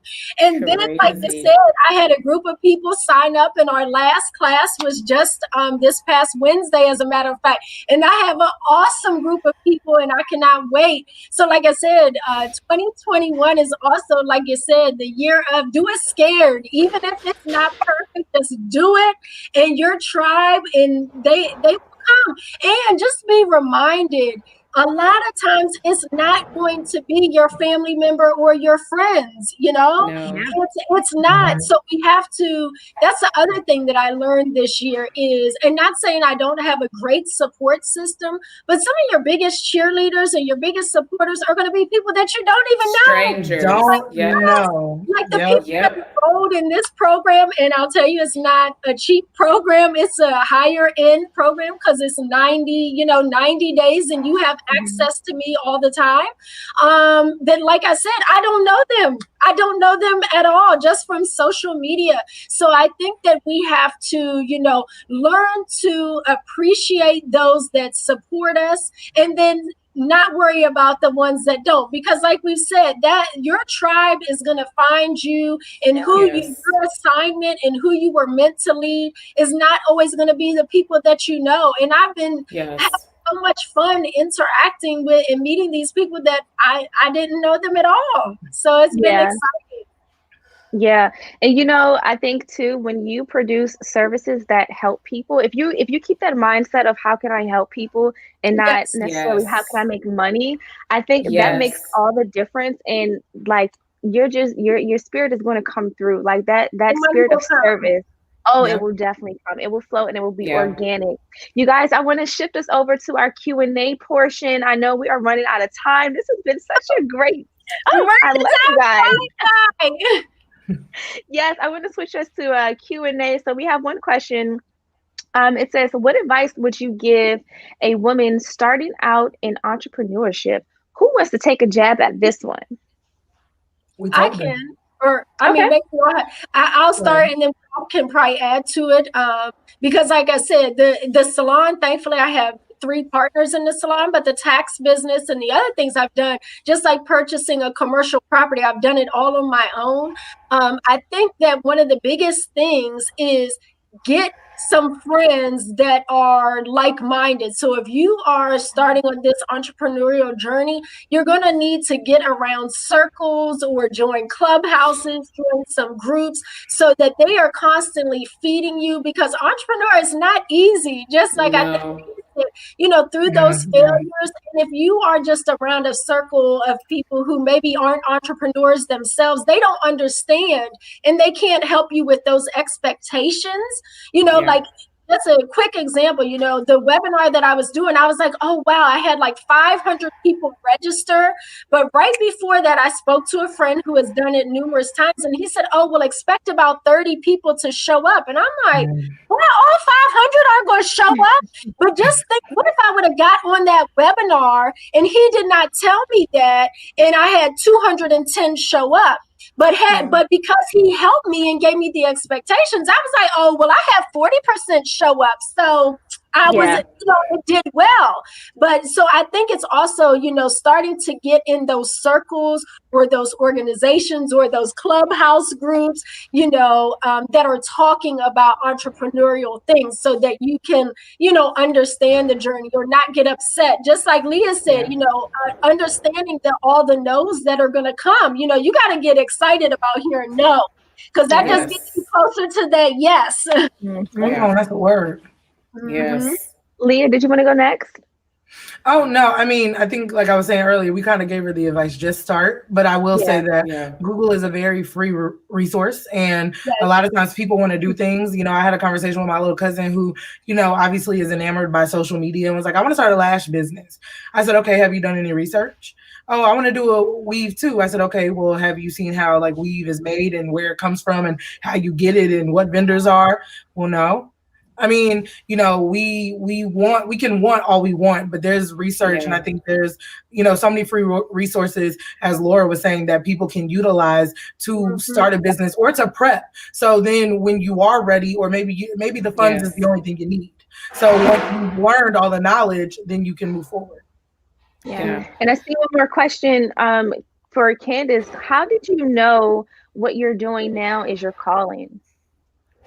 Oh my gosh. Well, not to be spooky, but I started out in, I guess you could call my journey to being in the public eye. I started out in pageantry. I started out competing in pageants when I was 5 years old.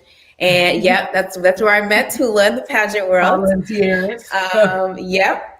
And pageantry teaches you so many life skills, and I'm a huge proponent of having this conversation, because there's still so many stereotypes around pageant girls, women that compete in pageants, that we're stupid and that we can't put sentences together, that we're vain, we only care about aesthetics.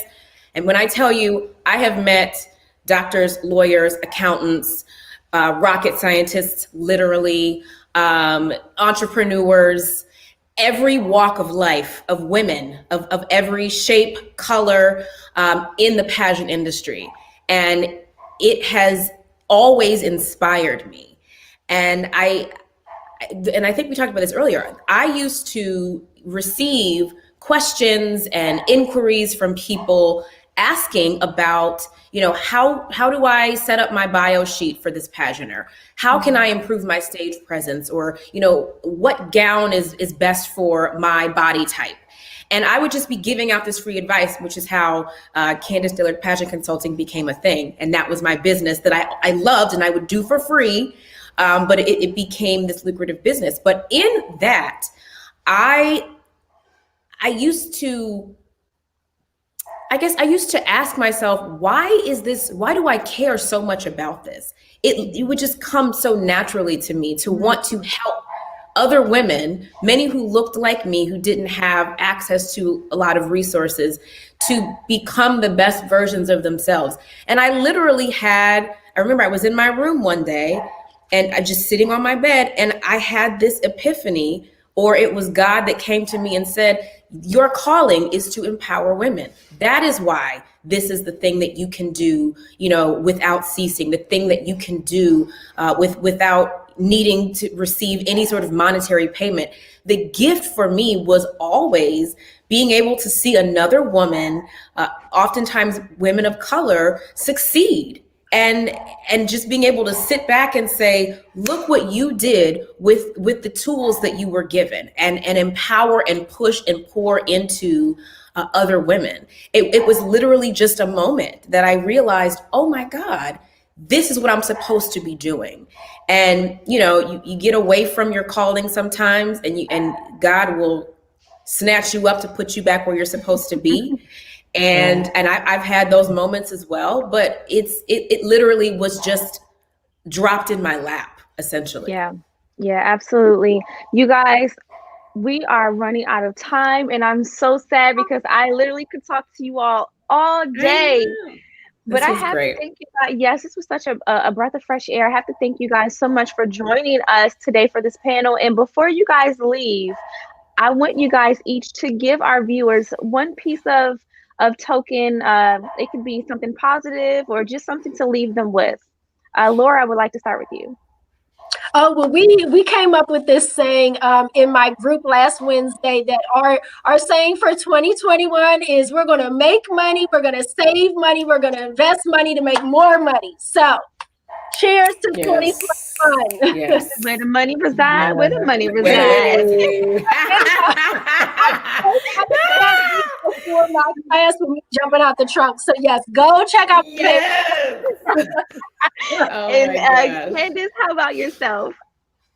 I'm going to share my mantra that I actually came up with when I was competing in the pageant world years ago. And it is a saying that's in all my email signatures. And it says, go confidently in the direction of your dreams and live the life you have imagined for yourself.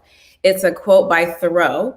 And it literally has always spoken to me wherever I am in my life, however I feel in a moment, if I'm high, if I'm low, if I'm trying to climb back up.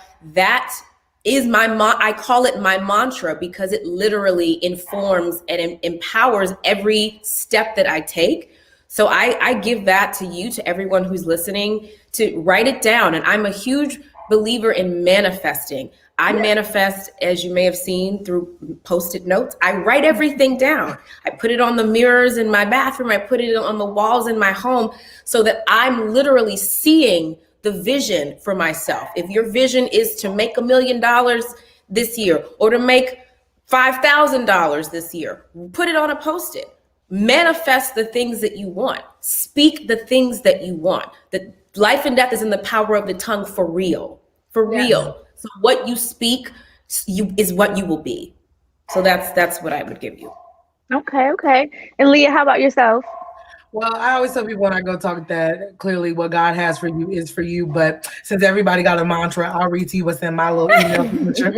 So this is one of my favorite quotes. It's on my website. It says, each morning when we wake up, we have two choices: to go back to sleep and to keep dreaming, or to wake up and chase those dreams. So it's in your hands. It's in your hands. I love that. I love that. Yeah. And mine is be the change you want to see. Simple as that. Ladies, thank you guys so much. You guys, make sure that you follow them on Instagram. Their pages are listed. And of course, if you go to That's a Plug on Instagram as well, you can see all of their links too. Ladies, thank you so much for joining us. Thank you. Nice to meet you guys. Yes. All right, guys. I hope that you enjoyed that panel discussion. I hope that you walked away feeling more empowered and feeling like you learned something about boundaries and you know, I really hope you enjoyed this summit. I want to throw us into our spotlight video, the last spotlight video for the day from That's a Plug. Check it out. What we asking, you know what I'm saying? What we're presenting to y'all is the platform. You did. This platform ain't going nowhere, as you can see. We started in 2018, now 2021. We still moving strong and in different directions. You're gonna see a lot of new things from That's a Plug, so just stay tuned. And if anyone would like to help the cause, there's a couple different ways you can do that. So That's a Plug now, as of 2020, late 2020, is a 501c3, meaning non-profit. We have a LLC side, which is a profit side. We have a non-profit side. The non-profit side is more active than the LLC side for multiple reasons. But basically, all our events are structured in a non-profit way because all our events are free for the community, and we want people to learn. We want people to grow. We want people to build. If you want to be a part of something like that, or you know anybody wants to be a part of something like that, please reach out to us, www.thatsaplug.com. Thatsaplug.com, man, you're going to find many things. You're going to find all the interviews that we did. You're going to find recaps of the events that we did. And also, we want people to tap in. So we start making our own merch just to raise awareness about the brand. We didn't know it was going to be this drippy, though. I ain't going to lie. It's drippy. You can support is you can purchase the merch. All the proceeds for the merch goes directly to our live events, to our community-based events that, you know, these aren't free. Even though now with Corona going on, they're virtual, but still not free. There's a cost associated to everything. So if you want to help us put on events like we've been doing for the community, purchase some merch. If not, if you know anybody interested in the internship, we have internships for video, woven design. You know, we're gonna teach you how to do what we do with these clothes. And also, we have internships in audio, video, man, entrepreneurship, anything you can name. If you know any interns or you're interested in interning, hit us up, www.thatsaplug.com. What y'all can do to support is share. You know what I'm saying? Like, comment, share. Pass it on. Get the word out. That's a Plug is the motivational platform for DC. You dig? And we going global. This way, The host.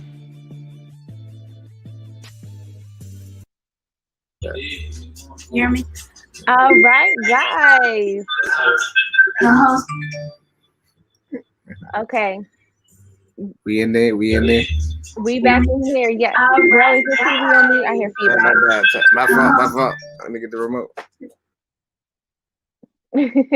You guys, listen, this was such an amazing summit. I'm so grateful that you guys have been rocking with us for the past 3.5 hours. Yeah. This was definitely a wonderful event. Rel, I have to thank you so much for being the visionary behind it, for thinking of to do something like this, and for finding the people to come on today, and for also for having me. If you guys, again, if you enjoyed this event, please let us know in the comments. Drop those fire emojis, the plugs, all of it. Let us know what was your favorite part from today's event. All that. Run it up, man. Tula, thank you so much for being a part of the event, hosting, but not only just hosting, running the behind the scenes as well, helping run the behind the scenes. You did a lot of you played a pivotal role in the components that went into planning this whole event. It's a virtual event, our first virtual event, by the way. Let's put that out there. First virtual event, more to come for sure. But I definitely appreciate you and everything you've done in the process of helping us build this out and make it come to fruition.